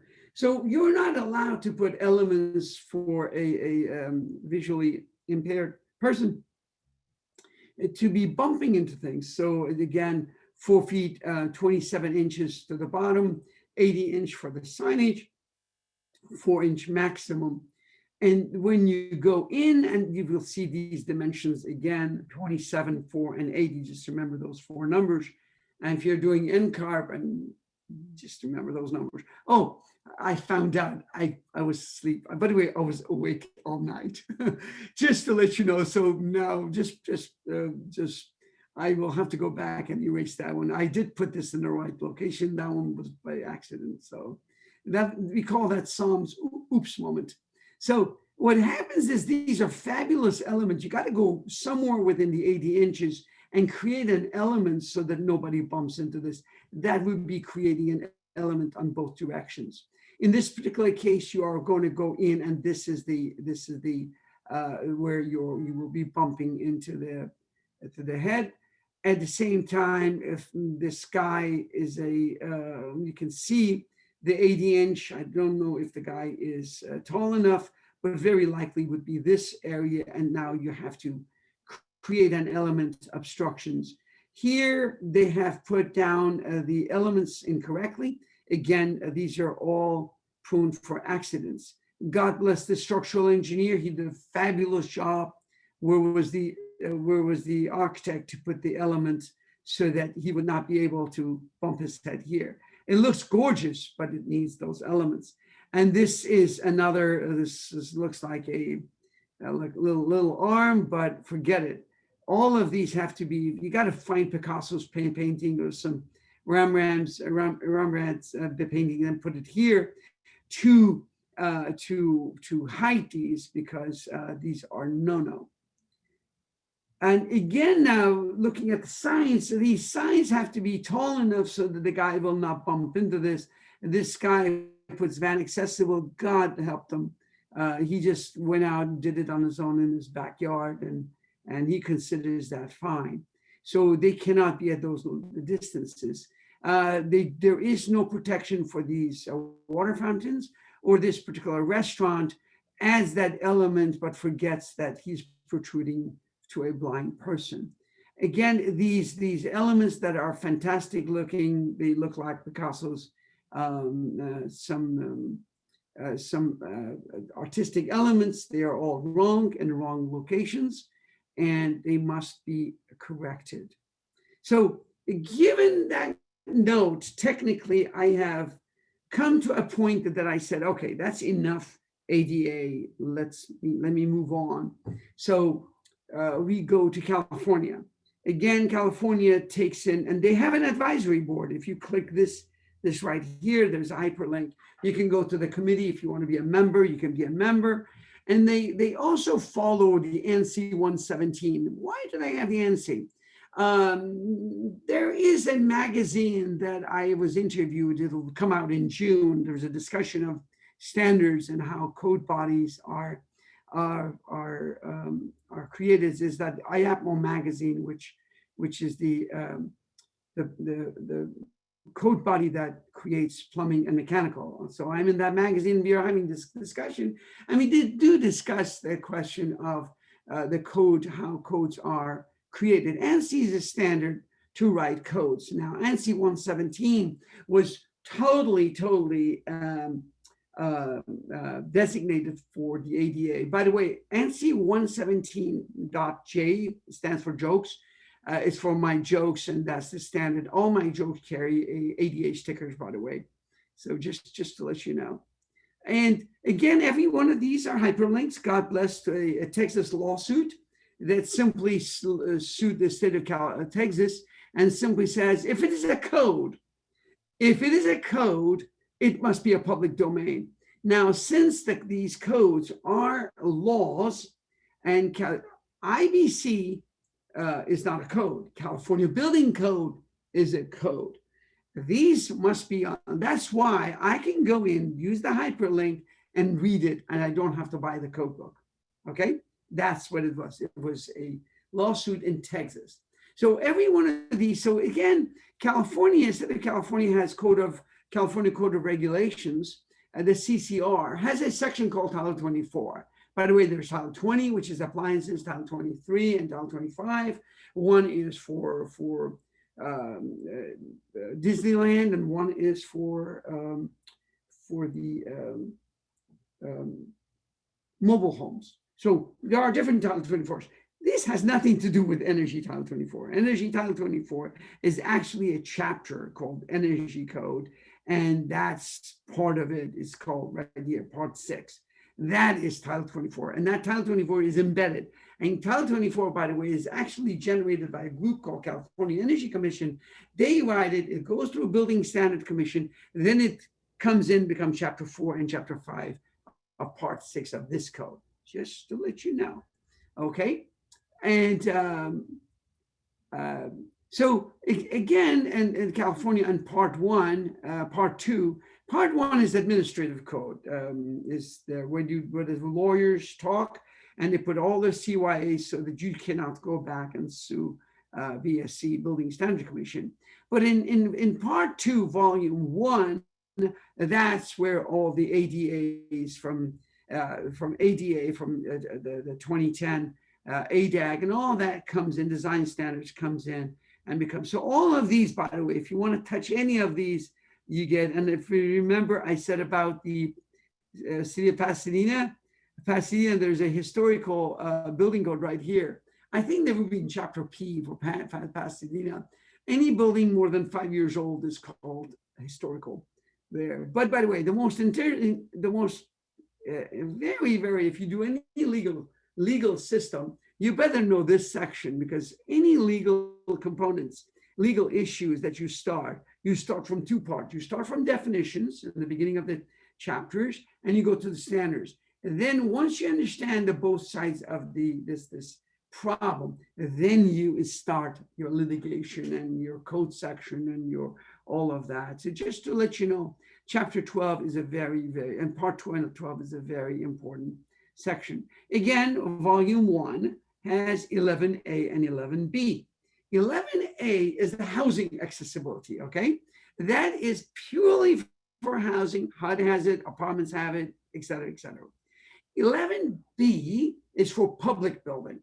Now, if you have a private building, if it is my home, it's for my private office, et cetera, I technically, hypothetically, cannot do anything. I don't have to do 11B unless somebody, one of my clients, comes in and end up to be a disabled person, okay? Then if he does come in, then I have to accommodate something. If it's brand new, if it's existing, I have to deal with it some other way. So public buildings, essentially all buildings that invite you in as a general public. And by the way, don't forget, when you come in, you're not coming with a car. Assume you're getting off the bus, off the train, and from there you come in and you go through the entrance. Now, if you do come with a car, you have to go through the, and you're a handicapped person, you're going to the ramp, et cetera, et cetera. By the way, when I play golf, I play handicap. That's a bad joke, but I'll leave it for all the golfers to know what that means. Public accommodations, anything that you have to provide. A commercial building, essentially almost any commercial building or public housing. This would be a little different than housing accessibility. I will leave it separately. We'll discuss that at some other point. But what I also did was the following. I always, what I do is called a bird's eye view, and then I zoom in further and further. If you look at 11A, the housing accessibility, it simply breaks down the building into 7 items, and they're Roman numeral. Remember, if the divisions are Roman numeral, they're in 11A. If there are numbers, it's 11B. I didn't know. I looked it up and said, oh, now I know the difference. So now you have the general applications, general provisions, and definitions. And always remember, definitions come where. If you remember, if you we're looking at Saturday Night Live, it did not matter what you asked for. You were getting cheeseburger because the guy did not know the definitions of any other hamburgers. Cheeseburger, all you got. But if you are speaking this language, you better use the definitions that is given in this particular chapter. Again, you have the exterior facilities outside, the building features elements, the dwelling units that are embedded. So you're coming from the exterior, you're going through the common areas, and you're going through the elevators, your common areas. Now you enter into the buildings. Now features common to the exterior and interior of the buildings, and you got figures. Again, by the way, the guy says, go figure. That's chapter 7. If anybody says go figure, that's chapter 7. That's how this was divided. 11B is a little bit more elaborate. So you got the same way, application and administration, scoping requirement. If you recall, the same items were written and formatted in the 2004 or the original codes. Building blocks, accessible routes, general sites and building elements, plumbing elements and facilities. This is where restaurants, et cetera, come in. Communication elements and features. Guess what? This is where signage come in. Special rooms and spaces. Those are multiple components that we will talk. And then recreation facilities. Again, that would be more of a public accommodations, and or you have an apartment package and you have all these rec rooms, etc. And you will see there are very interesting elements that it's, for example, the state of California has, and for example, a mirror on the wall, a wall mirror, not the mirror above the vanity, but they are missing. It's the Department of Justice has one number. California doesn't have it. They only have it for locker rooms. So there are missing links. And ironically, we are in 2021, 11 years, but there are some still discrepancies out there. So again, what did I do? It's my habit now that I simply take the entire section, I put it in only because if I ever want to go back, I just go to my notes. I want to go to type of constructions. Shazam, chapter 6 is there for me. I don't have to do anything else. But chapter 11 was reserved for whatever reason. So 11A became the housing accessibility, and within the applications, you have the applications, big building accessibility, design and construction, covered multifamily dwelling, garages, carports, parking facilities, site and building characteristics, and then definition. This isn't, it's just a division 1. This is a global look at the whole system. Then they go to the exterior facilities. You're looking at the routing, parking facilities, exterior routing, changes in level of accessible route. By the way, one step is considered a stair.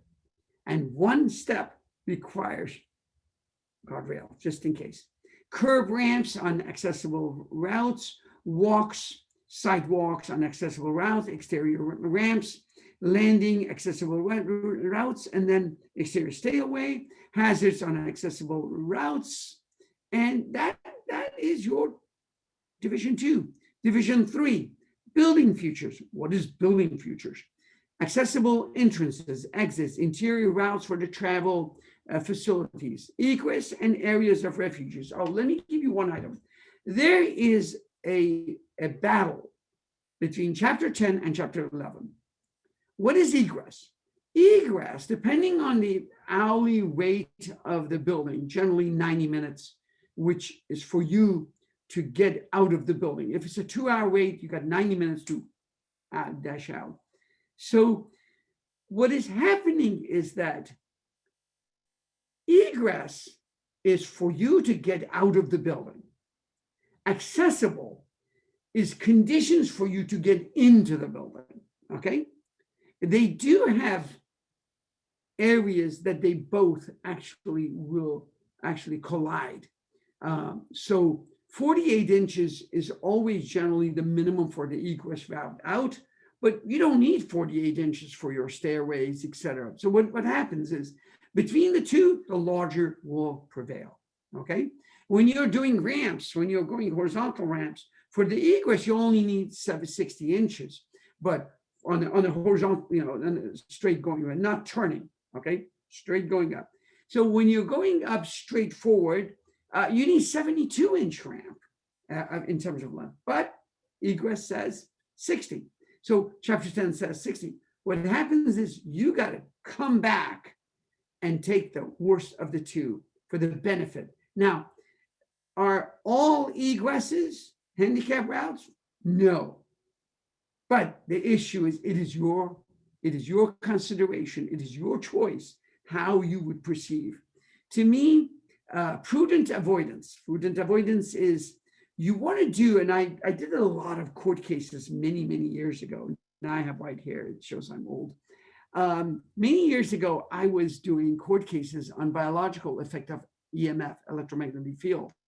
So one of them is that they used to call me Dr. Bzzz. Every time I would get it was bzzz, they would simply call me that.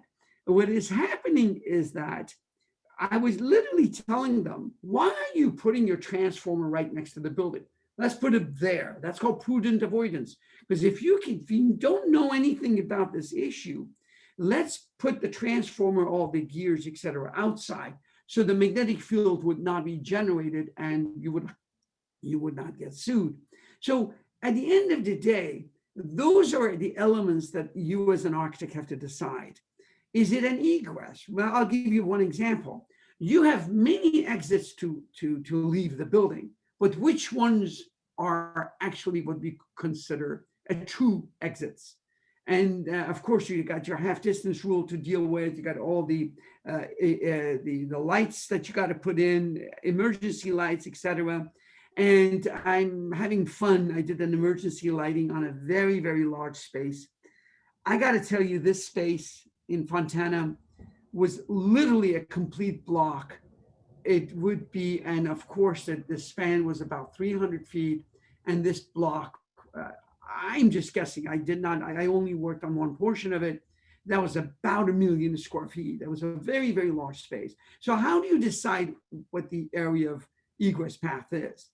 And I was working on Ace Hardware, and the architect was simply saying, okay, this is my routing and to egress. So there are true egresses, and there are areas for accessible person to leave the building or to enter the building.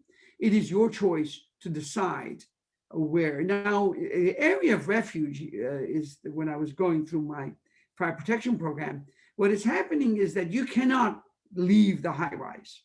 So you're on 15th floor, etc. There is an area of refuge that you go there. So there is a ADA guideline 1118A egress and area of refuge is there, or 19 is accessible interior routes, 20 is reserved. Change in elevation, in change in levels is one step, is considered a stair, remember that. Interior ramps, landings, stairways, elevators, platforms, lifts, hazards on accessible routes, doors, gates, windows, and common use facilities. Anyway, all that, God bless, it's in futures, okay? That's where the word futures comes in.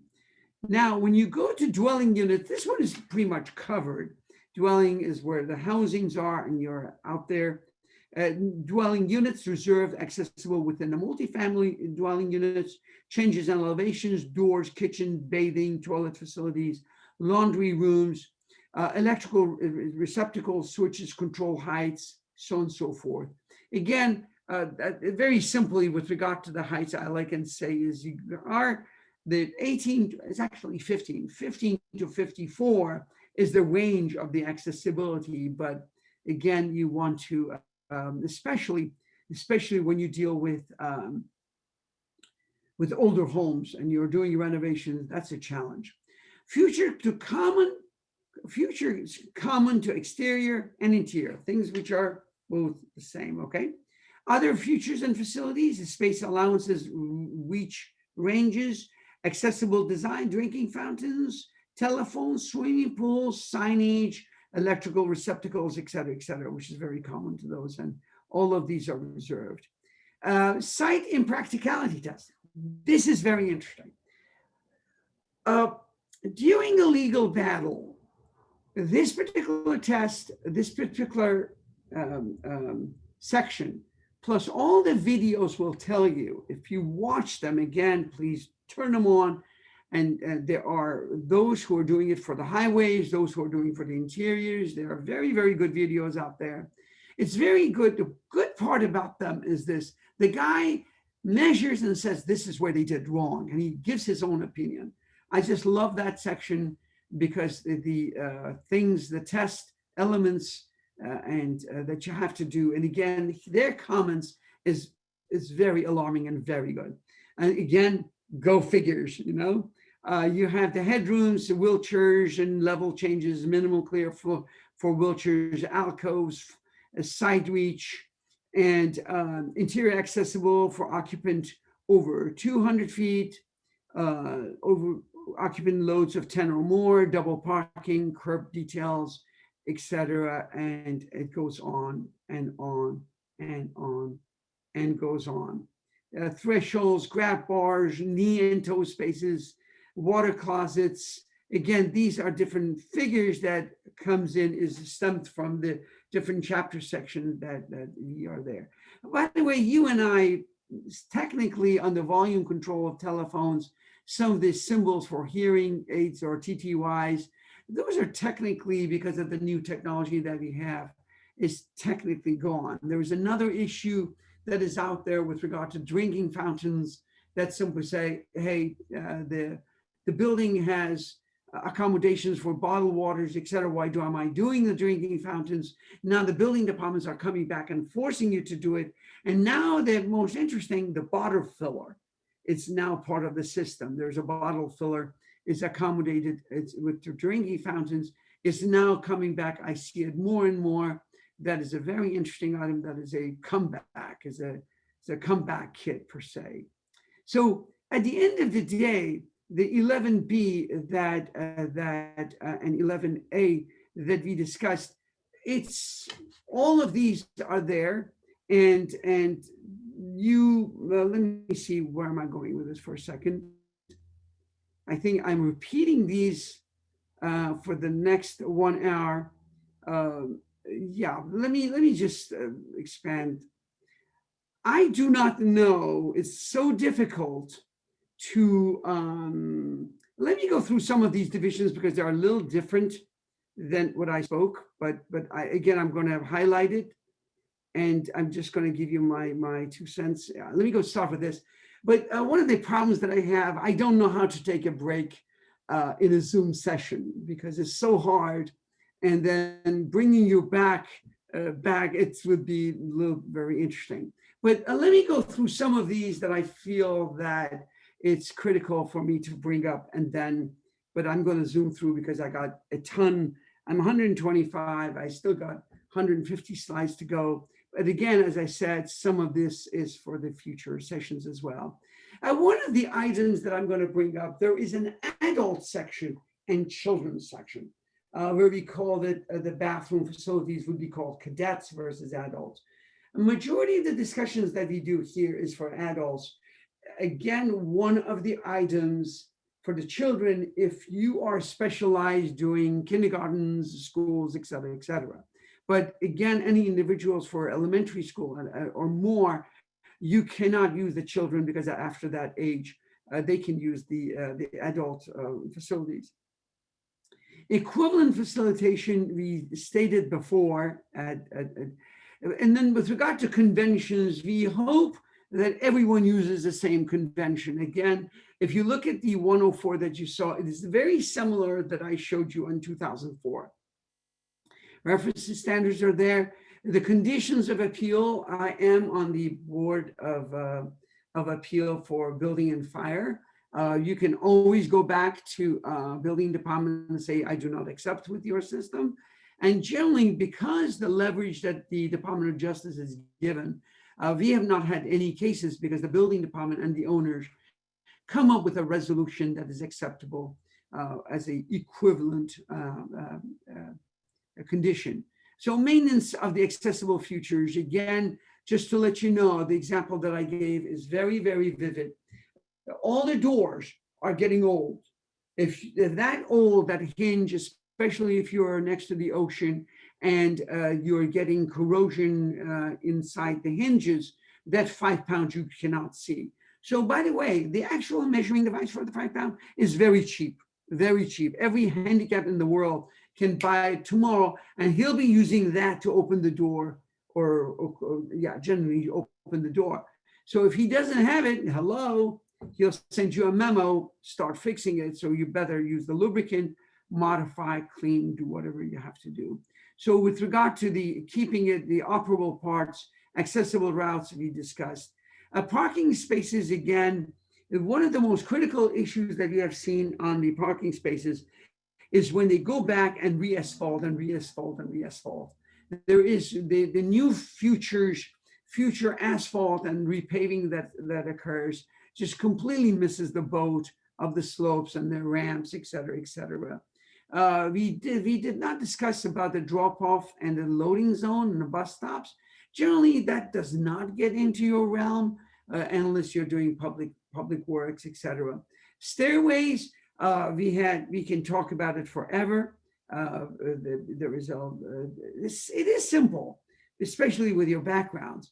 Drinking fountains is a very simple, anything you buy, it comes in a complete package and with all the elements. Kitchens, kitchenettes, wet bars, and sinks. Generally, you have to be aware of the wheelchairs. And I have seen very, very fancy elements where the opening for the bottom is accommodated so that you have an element there. But if a handicapped person comes in, the door opens and he can use it. So you still will not see all the elements underneath. And I saw a couple of places. Again, a washing machine, clothes dryers, all of that, the carbon monoxide fire alarm system. Let me give you this, that assume if anybody asks you something, a question, where should this sign be?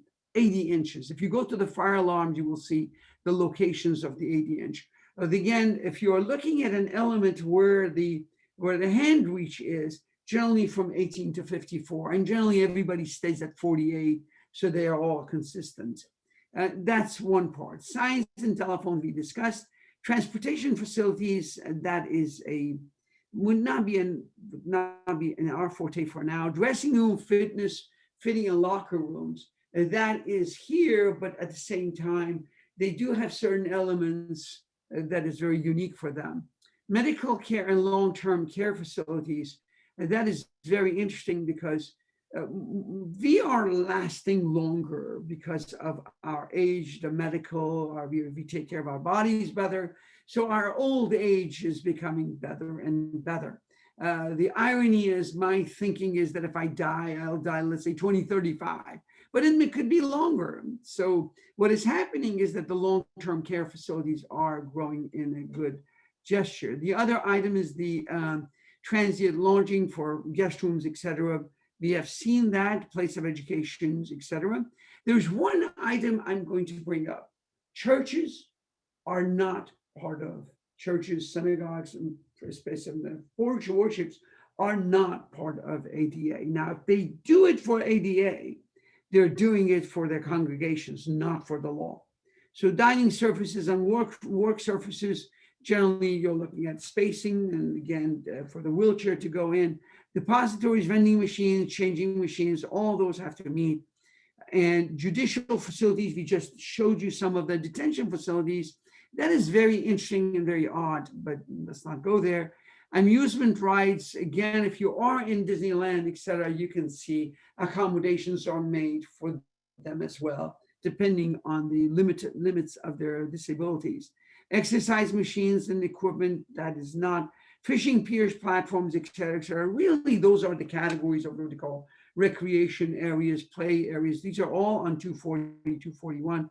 Saunas, steam rooms, and swimming pools. We did not actually do the swimming pool, we did the outside of it for old age facility groups that has that. I did not check the details of their swimming pools, but again, if you are old age at some point, doesn't matter what, all of us will be an ADA person. So again, the religious facilities are here, but they're not covered per se. Building blocks, floors, ground, changing levels, turning tables, protruding objects, same way. I think we are repeating some of these accessible routes. Let me see, Oh yeah, this one again, we will get there because we have a ton of them. I'm just gonna go forward. Communications, we discussed that again. Special rooms, okay. I am just gonna zap through these to go into the, these are some of them we repeated. Okay, let me go back to this section. This is page 134. This caught my eye. I am going to bring it up, and I got to tell you guys, I did some political work. I'm not a political person. I don't want to get involved. But there was a case, situation some years ago in Sacramento that I got involved with engineers, and they were doing some sunset rule, et cetera.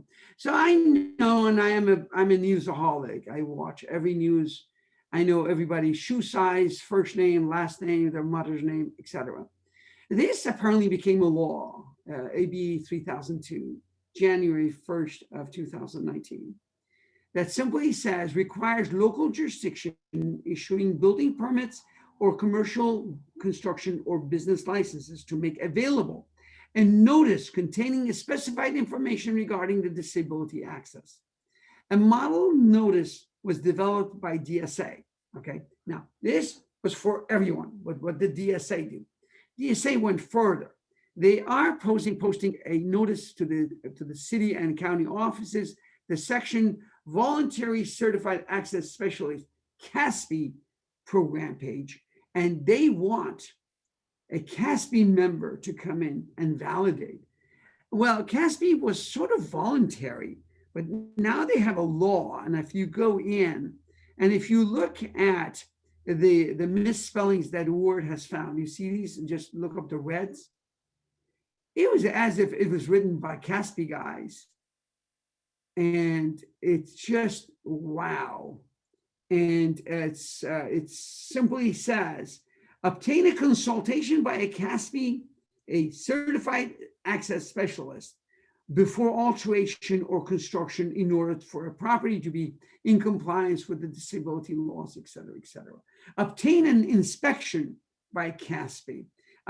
So all of these really is telling me, and again, I want to apologize. I bumped into this because of this, and I did not know in 2019. So I was asleep for about a year and a half.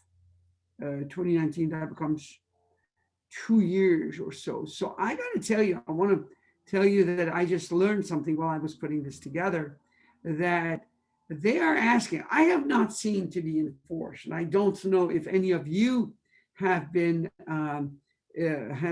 forced to do this. But I'm going to read just one line. Just let's read it. Look at this. For the purpose of this discussion, I'm reading this. For the purpose of this discussion, the term commercial property means property as operated or is intended to be operated as a place of public accommodations as defined. So they want you to go through CASP and do some sort of a verification. Again, I have to be taught, I'm going to be chatting with the building and safety guys and say, hey, by the way, have you, I know in the green code, they came out and they brought in a third party for the lighting, for example. They have, if you have a more than 10,000 square feet space, you have to go back and you have to do commissioning. Now, if it's less than 10,000 square feet, you have to do, for based on green code, you have to do, commissioning, in-house commissioning. But if it's more than 10,000, you have to bring a third party, do a commissioning of that building. So that was there, but lo and behold, that I missed. I want to tell you that with apologies that I was not there. So let me give you this one. I have gone through this before. And fortunately, I'm sure you all have gone through this process before, where you are simply doing a very minute section of the component of the building. And I remember it was 112,000, 139,000, 160, 55,000, 165,000. I believe now it is 172,000. So you are doing an alteration, and to what extent are you going back to the building and you have to accommodate the building and make it, bring it up to par with accessibility? There's one caveat. What is caveat? In Latin, it means let it be known that you have to, and I saw that in one or two, I believe, San Jose, I believe I have that here. They are simply saying in that building, did you do within the past 3 years, did you do any alteration? Did you do it last year? Did you do it the year before, et cetera, et cetera? If it's within 3 years, you have to add it up. If you're beyond 170,000, excuse me, sir, excuse me, madam, you got to go back and make the whole building. So that's one part. Okay, that's one part. I'm giving you a preamble of what I'm going to be talking about. The other issue is, the guy says how much is your renovation? You put down, they say 165,000 or 180,000. Oh, oops, no, sir. You got to go back and redo the whole building. But 180,000 includes the paint. The paint is not included. Air conditioning is not included. That is the part. Only certain building department, I have had no issues by simply saying, excuse me, sir, these are not included. But I am going to bring that section, I'm going to show you. But again, it's a very good section, section 202 is a very good section and is very, very useful section. So I'm going to go this at length only because I believe the importance of it. Maybe that will be the end of this session, but I could not let this go. And I'm going to go through it. And if there is an English like SNL, I did not pick it up. Maybe you pick it up and you correct me, but let's go through this together. So again, you're doing an addition or alteration to an existing building or a facility. There is a very interesting part. What is a facility? What is the difference between a building and a facility? That was one part that I learned a long time ago when the county and the buildings started asking for NEP design for buildings. So, and I went to them, I said, you are not asking for it. What happened? He says, aha, we called any residential larger than 3,000 square feet a facility. Therefore, by changing the definition from 2,999 square feet or 3,000 to 3,001 square feet, a facility. Therefore, you bring me all the MEPs of the world. And that's why, hey, we are doing MEPs for residentials now. God bless America. We needed the money. But, and now I can get my kids out of orphanage because of that. I brought them all back. So, but the most critical part is, what is a facility? What's a building? I will leave it at that. But by the way, every one of these are hyperlinked. Can you see that? I can actually go back, open up the hyperlink. As the philosopher said, Shazam, you have yourself the section. Did I do it right? You got to go back to the definitions and you open it up and you identify what facility is right there. All or any portion of the building, structures, sites, improvements, elements, and pedestrians or vehicular routes located on a site. All DSA says, let me, you didn't say it correctly. Let me tell you what I think. All or any portion of the building, structures, site improvements, elements, pedestrian routes, or vehicular ways located on a site. So that is a facility. I'm going to leave it at that. I'm very sure I confused the hell out of you, but so we'll leave it at that. By the way, if you have any questions, call your lawyer. And the only town in the United States that the lawyers have their hands in their pocket is in Chicago. And the reason is because it is cold. Otherwise, their hand is in your pocket. Anyway, that was my legal joke. That comes from NC 117L. But anyway, alterations. Alterations, we know the building is there and we're doing some elements and we're modifying it. And that's division 2, and you go to 202.4, and again, that's where it's there. There is one word I like you all to pick up. It's called technically infeasible, okay? In alteration, where enforcing authority determines compliance with the applicable requirement is technically infeasible, the alteration shall provide equivalent facilitation or comply with the requirement to the maximum extent that is feasible. There's one more word, by the way, I got to bring up. Any natural disaster or an accident in San Diego, somebody literally drove with their car through the pillars. They went through the two giant glass and doors, and they went through and they damaged one of the interior partitions. That does not have to be, because that is your bringing it back to life. If a building goes through a burn, a fire, or a situation, in the situations like in Malibu, I do work there. I do get calls. And what happens in Malibu, for example, they allow you to bring back full set of plans for renovating that space to the original code that was built on within 1 year.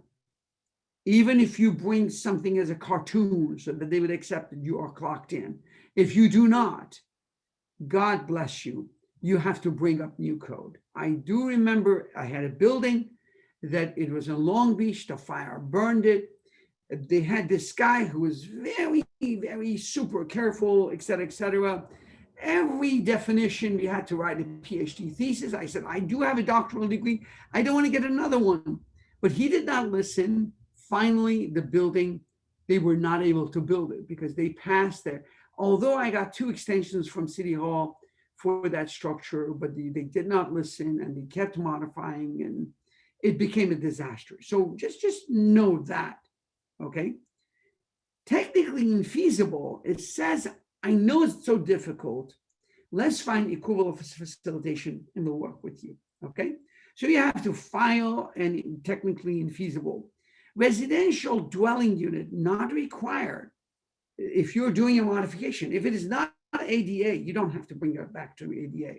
But if you do HUD projects, et cetera, in LA for any city, by the way, the infrastructure bill has a ton of residential or bringing the old HUD buildings or HUD sponsored building back to life. God, I'm crossing my fingers, my legs, my eyes, my hair. Hopefully that will go through and we'll have some jobs. But anyway, there's a lot of jobs out there for us. Anyway, prohibited reduction in access. There is something there, and this is very interesting. If that building had access, ABCs, whether it had the proper doors, it had door handles, it had proper restroom, you cannot go back and reduce the access. So just FYI, you cannot decrease it. You have to maintain or increase it, okay? Extent of the application. Alteration of an existing element, space, or area facility shall not impose a requirement of greater than those required for new construction.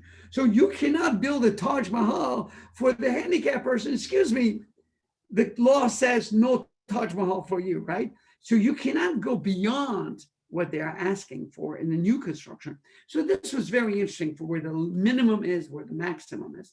You cannot reduce it, but you don't have to go beyond. So another exit, this is very, very critical. If alteration of a single element, when considered together, amount to an alteration of a room or a space in a building or facility, the entire room will be accessible. So if you're working on a corner of the room and you're making it that room, you're modifying it, you cannot leave the rest of the room. If the room you're working is 600 square feet and you're only modifying 200 square feet, the rest will be accessible, okay? So you cannot simply say, I'm just gonna go to that corner, I'm just gonna crawl myself, the rest is not accessible, but I made myself a little corridor to get to that 200 square feet. The answer is no, okay? That's my interpretation of that. Travel path, the primary thing, and I will show you in the guidelines that you have when you are building, that the primary issue is the entrance to the building. And then the stepwise is toilet bathing, and then drinking fountains, public telephones, and then signs. So they give you sort of an order of hierarchy. That's how I understood out of this. And you will see that again. Now, exceptions. I really like these exceptions.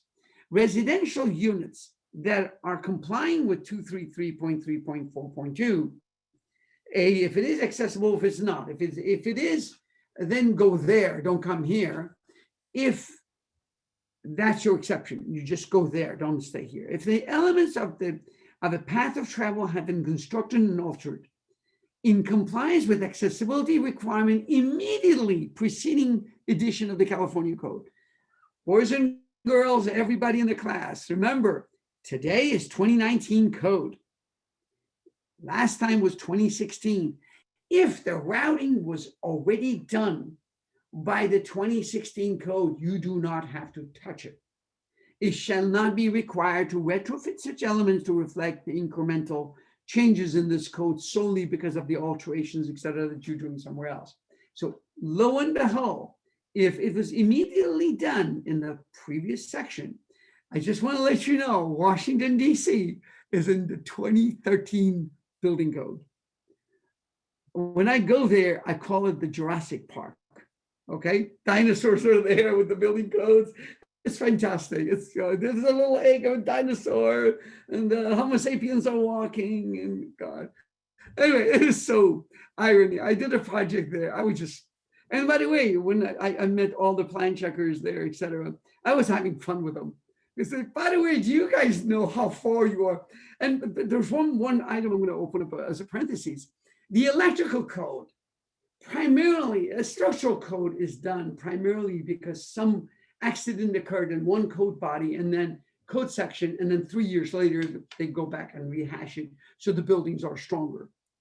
Electrical, the same way. Every 3 years when they go back, they identify some accident occurred somewhere, therefore let me modify the code. Do you know how many accidents can occur and we know can be occurred because of those experiences from 2013 till 2019 till 2021? So the building and safety there, oh my goodness, what are you talking about? So anyway, it was very interesting, just an FYI. By the way, I have a big mouth. I tell them exactly what I told you I was telling them. So they were just laughing. I will leave it at that. So again, this is the same thing. Path travel, the toilet bathing facility during the founder's public and then restrooms. So again, it comes back. It thinks it's Saturday Night Live and we don't know enough English. It says the language is in this exception, which refers to immediately preceding edition of the California Building Code shall permit a reference back to one CBC edition only, not accumulative to prior editions. You can't go back and say, let me tell you, I did this in 2013, only that, okay? Just one section. Addition or alteration to meet accessibility. Again, if you're altering the entrance, this is very interesting. You're only going there to change and alter just the entrance, or you're only doing the toilet rooms, etc. They allow you to be limited to that scope. You're not going to go fill up $172,000 hardship, etc. You're only going through that one, okay? So you don't have to go do anything. You're only taking one or more of these scopes, and that's all you're limited to. Don't do something else. Don't renovate the boss's office, okay? Just change the bathrooms, etc. Altering existing handrails. By the way, that's very simple.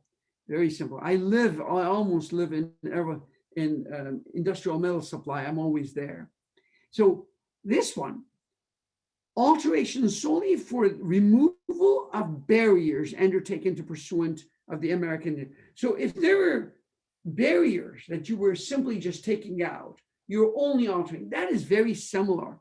Additional alteration to meet additional accessibility. This is very, very similar to that. Installing ramps, curbs, sidewalks, etc. Repositioning of the shelves, chair, tables, repositioning telephones, so that you're now doing something to that effect, okay? Widening the doors. You can go in and simply touch that portion without triggering anything else. And by the way, they have given you 19 items that they feel I believe from my sense, it would be the order of hierarchy that we should think about, although they don't say it that way. Alteration to existing parking lot, resurfacing, that would be limited to that. Don't touch the bathrooms. Modifying the signage, you can do that, okay? You don't have to go anywhere else. This is the part that I'm interested for you all to see. Project consisting of, this is where you need to hit the hammer. Simply bring your $172,000 down, because the general contractor gives you a bid. You do not put that bid in front of the city hall. You take the heating, ventilation, air conditioning out, re-roofing out, electrical work out, not involving switches, by the way, okay? Cosmetic works out. You take all that out, then you have your number. Equipment not considered to be part of the architecture or the building or the area, computer terminals, office equipment, etc. Do not include that. That is a lifesaver. I can tell you that I don't know how many times people have made a mistake just because the contractor wants to go through City Hall. He puts that in front because he doesn't want to take time to extract it. Now, on the other hand, the inspector and or the plan checker, somebody say, no, it's included. What you do is simply say, I took Psalms class on 6:09 p.m., 4/22/2021. That was the exception. Let me read you the English. Just read it out loud. You can do it in Swahili, but do it in English. I think that would be a better language. So go from there. When adjusted construction cost, as defined, is equal to less than or equal to the current evaluated threshold. That is the number that is continuously going up. I just want to give you one item. My brother does buildings. He's a former architect. He has now 18 units, 6 3-unit apartments. And what is happening is this. He started maybe about 8-9 years ago doing the buildings at 110, and he does it himself, $110, $120 a square feet. Right now, you cannot do it more than for $250 a square feet. It is so difficult, especially with all these tariffs and all that. Everything went up to the mountain. And I do know the same gallon of paint at Don Edwards went for me in 1 month went from $55 to $63, and I was using a contractor bought it for me. So just to let you know, prices are going quite high. So I don't know how they would go back and reevaluate the threshold. And again, the value of the threshold here in Oklahoma, where I was raised, is totally different. I can be in Oklahoma and do it about 110. And of course, the materials are the same. The labor is cheaper, the land is cheaper, but just an FYI, that's just the construction build out. So value of the threshold is altering, but that would be, now it says, shall be limited to 20% of the adjusted construction cost of the alteration, structural repair, or addition. So when cost of the full compliance would be exceed 20%, compliance shall be provided with the greatest extent of possible without exceeding 20%. So they're simply saying, do a 20% of adjustment, do the ABCs, God bless you, and I have forms put in there. The enforcement agency, I'll give you one item. Again, I did my own expansion in my home. So I put down my cost of how much it costed me to go from 2006 to 3,996 square feet in Newport.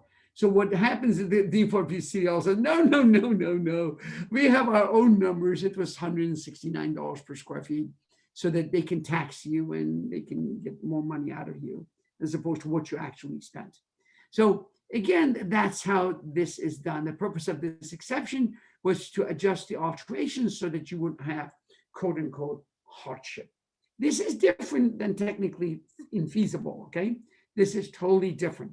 Again, in choosing accessible elements, you will go from greatest access to the following orders: the entrances, the routing, and then the creating an accessible restroom, unisex, at least, telephone, drinking fountains, then additional accessible if you have the money to do it. And then goes on for disabilities, there is one item for you here. Let me read you this one. I should have highlighted yellow. I did not, but just an FYI, just that, not that. But anyway, this is the irony. In alteration projects involving buildings, facilities previously approved with or without elevators, areas above or below ground floor are subject to 20% disproportionality provisions described in exception A, even if the value of the project exceeds the 20%. So you don't. So type of buildings and facilities: office building, passenger vehicle service stations, 3 stories or more, 3,000 or more square feet per floor. Office of physicians or surgeons, shopping centers, other buildings and facilities, 3-story. I can tell you, I have never seen this being triggered. And in all facilities that I worked on, the only thing that we are doing some electrical work for an architect is in city of Westlake. and you're doing evaluation for power, the reason he's doing it, he wants to be more rentable. And one of the discussions that I had with him was that we are getting aged, and if you get old and I need to see my lawyer, in fact, he is a lawyer, if you want to go see him and the guy just cannot go the steps, that many steps, you know, it would be easier for him. It would be more pleasing, and he can rent his second floor. I have not seen this being triggered and as much in my, at least in my history. But again, if the alteration is solely for installing electrical charging stations, EVs, that does not require it. The alterations for historic buildings do not require it, and so forth. Let me just go through these for the rest of balance of my time. I have this 188 page, but the rest of it is more like a classical details and some of the items. This really became disabled requirement and reasonable hardship. That's what it is. It's at the time that this was published was January 2019. It's $166,157. Actually, I've seen 172,000, and simply says accessible entrance. If you are doing it, greatest access, simply I want you to spend money here, then here, here, here, till your 20% is done, right? So that would be the format. Now, I picked up San Jose for the following reasons. Okay, I'm going to zoom this out, push this to the side. Okay, they have three options. This project does not exceed, right here, the valuation of the threshold and exception 8 as shown on the Division of State Architect website.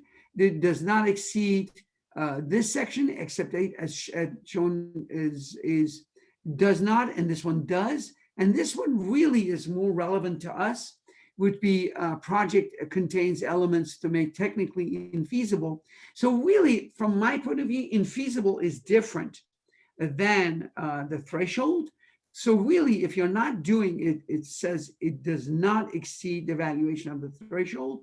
So right here would be the one that you would check. And this one would be more of the, where we discussed that you and I sit with them, you and them will sit, and you come up with the discussion, and you go there and you identify a alternative methods. This is the other reason I liked this one, was the following. It shows the 3 permits, the project that you have done, project cost. So you have to, the current plus the 2 additional from the last 2 years, you add it up, you add up the project cost, and please, please, please do not include those items that I discussed, okay? Then you can add it, and 20%, voila, that's the amount that you are going to be participating in, okay? Now you go back to the, again, this particular group have a little different format. Is the element already accessible? Yes, no, then you move on to the next one. Yes, no, you move on. Or let me go back. If it was accessible to one code previously done, you do not have to do it, and you have to address it here, okay? So that was the beauty of the culmination of all of these. The total cost of proposed accessibility along the path of travel would be from there to there. To, the full compliance is here, and that's your discussion that you will have with the fabulous city of San Jose. Of course, if there's any discussions for non-compliant futures associated with the hardship, and option B only, and you go here and you have your debates, and you will do the do's and don'ts here. Again, this is where I saw it. I forgot what city I picked this one up. Oh, January 2021, 172,418. That 165,000 was for 2019. So now here is a different city. And the reason I put that was primarily because I wanted that number to be, and then description of the futures. And you go in and you package it. And you also have this one. This is the one that you are doing the discussion of the upgrade. Who is doing it? Individuals providing the information. So you don't have your cousin cousin Bob, helping you in filling this thing up. Now, let me just go through this list and we'll end it. This is only a list of it. In order for us to tackle, again, remember the guy comes out of the bus stop and just travels and comes in. And again, I have done this, gone through this. I hope one day I will take the CASP test. And now, especially, I saw that AB 3002, I'm going to do it. I got to do it. I don't have enough diplomas. I have to carve out space in my wall. And maybe I'll build a wall for it. But regardless, these are the concept, the city curbs. There are tons and tons, especially on the highway side, on the city side, the public works side. Pathways, very little, but a little bit more. Signs, a sign company has done a great job. I extracted a lot from them.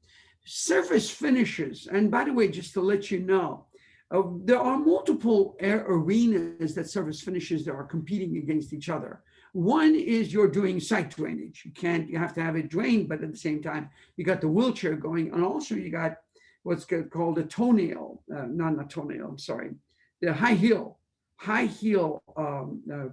issues with the ladies going in, that has to be 1/4 inch. But for drainage, it's 1/2 inch. That's okay for ADA. The other one is that if you're within the space, you have to have friction resistance. You have to have friction resistance, I believe, 0.4, so that you don't fall. And you have those as well inside the kitchen. So surface finishes becomes a problem. Guess what? COVID has introduced another issue. You want to be as smooth as possible. You don't want any carpets, because carpets has been prone to be a residual where you have to go back at night, where you have this rover going in with LEDs, has to drive around the carpets and kill the viruses that has been collected because of the by the way, a virus will last 24 hours. Now, surface finishes, yes, so many elements from ADA now to COVID to falling and all that. Ramps, we have discussed it as part of the access. Railings, by the way, railing is not so much for a person with a wheelchair.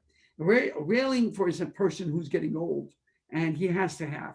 With time, especially men, no, actually women, they will lose their calcium within their bones, and they fall. And I can tell you, a friend of mine, his parents are continuously falling, and it's a disaster for him, and he's having a nightmare taking care of them. So we all fall. The ramps are really for securing that. Rail guards for us not to fall. Door entrances, hardware, those are part of the program. By the way, there's something, pinching, twisting, and then so the forcing, all of that says use a handle. Okay, that's how the code says it. Interiors, break rooms, public counters, employees with disabilities, restrooms, bathing areas, exiting, part of the egress, corridors, elevation changes, grab bars, fire alarms, exit signs, plumbing systems, doors, etc. All of that, each one of them had a little flavor. I call them little salt and pepper that they have on every one. That becomes a critical, the most critical part. And I know all of you have gone through quite a number of projects, etc. The most critical part that you got to worry about, it was what I call the cheeseburger parts, where the English is written in such a way that it's not very clear. The other one is when the other traits are coming in and protruding into the ADA, i.e. Chapter 10 and Chapter 11, the air balance versus the doors, the egress versus ADA. Those are the areas that really gets in and becomes an issue. So given that note, I know I have chatted and I've talked to a lot, and nobody can stop an old professor. However, there is one question for now. If there's any more, let me know. How do you interpret technically feasible means, truly means? We all know as designers, anything is possible for the right amount of money. Absolutely. That's a Godfather story. The guy says, is your mother for sale? The guy says, no, he's so expensive. It's for sale, but she's so expensive you cannot afford it. So that is true. That is true. However, I want to go back. I don't want to scroll back. But the word truly, technically infeasible is a hyperlink to a definition in the code, and you have to read that. Okay.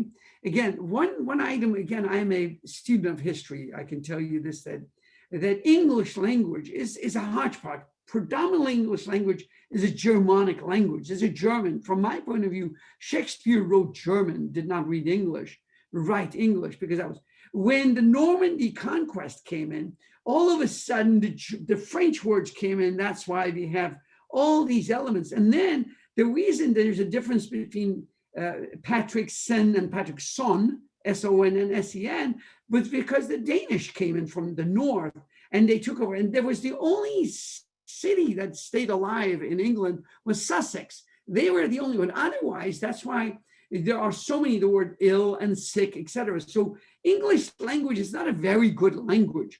So you can go back, and that's why the lawyers, they just manipulate words, and you can go out there on Fifth Avenue, do whatever you want, just pay money and just get out, because the guy will use the right English. So the most critical part is that we go to the dictionary that they have provided in the definitions. Hopefully there are enough precedents for technically infeasible for different cities, and they have published it, and we could use them as a precedent. The other problem that you have, there are towns with very, very small outfit, a city hall that like Judge Roy Bean, he was the executioner, he was the judge, he was the sheriff, etc. One guy, he is the whole sole person. Or is it very large city where you can have a debate and you can have a discussion, and like city of LA versus smaller towns.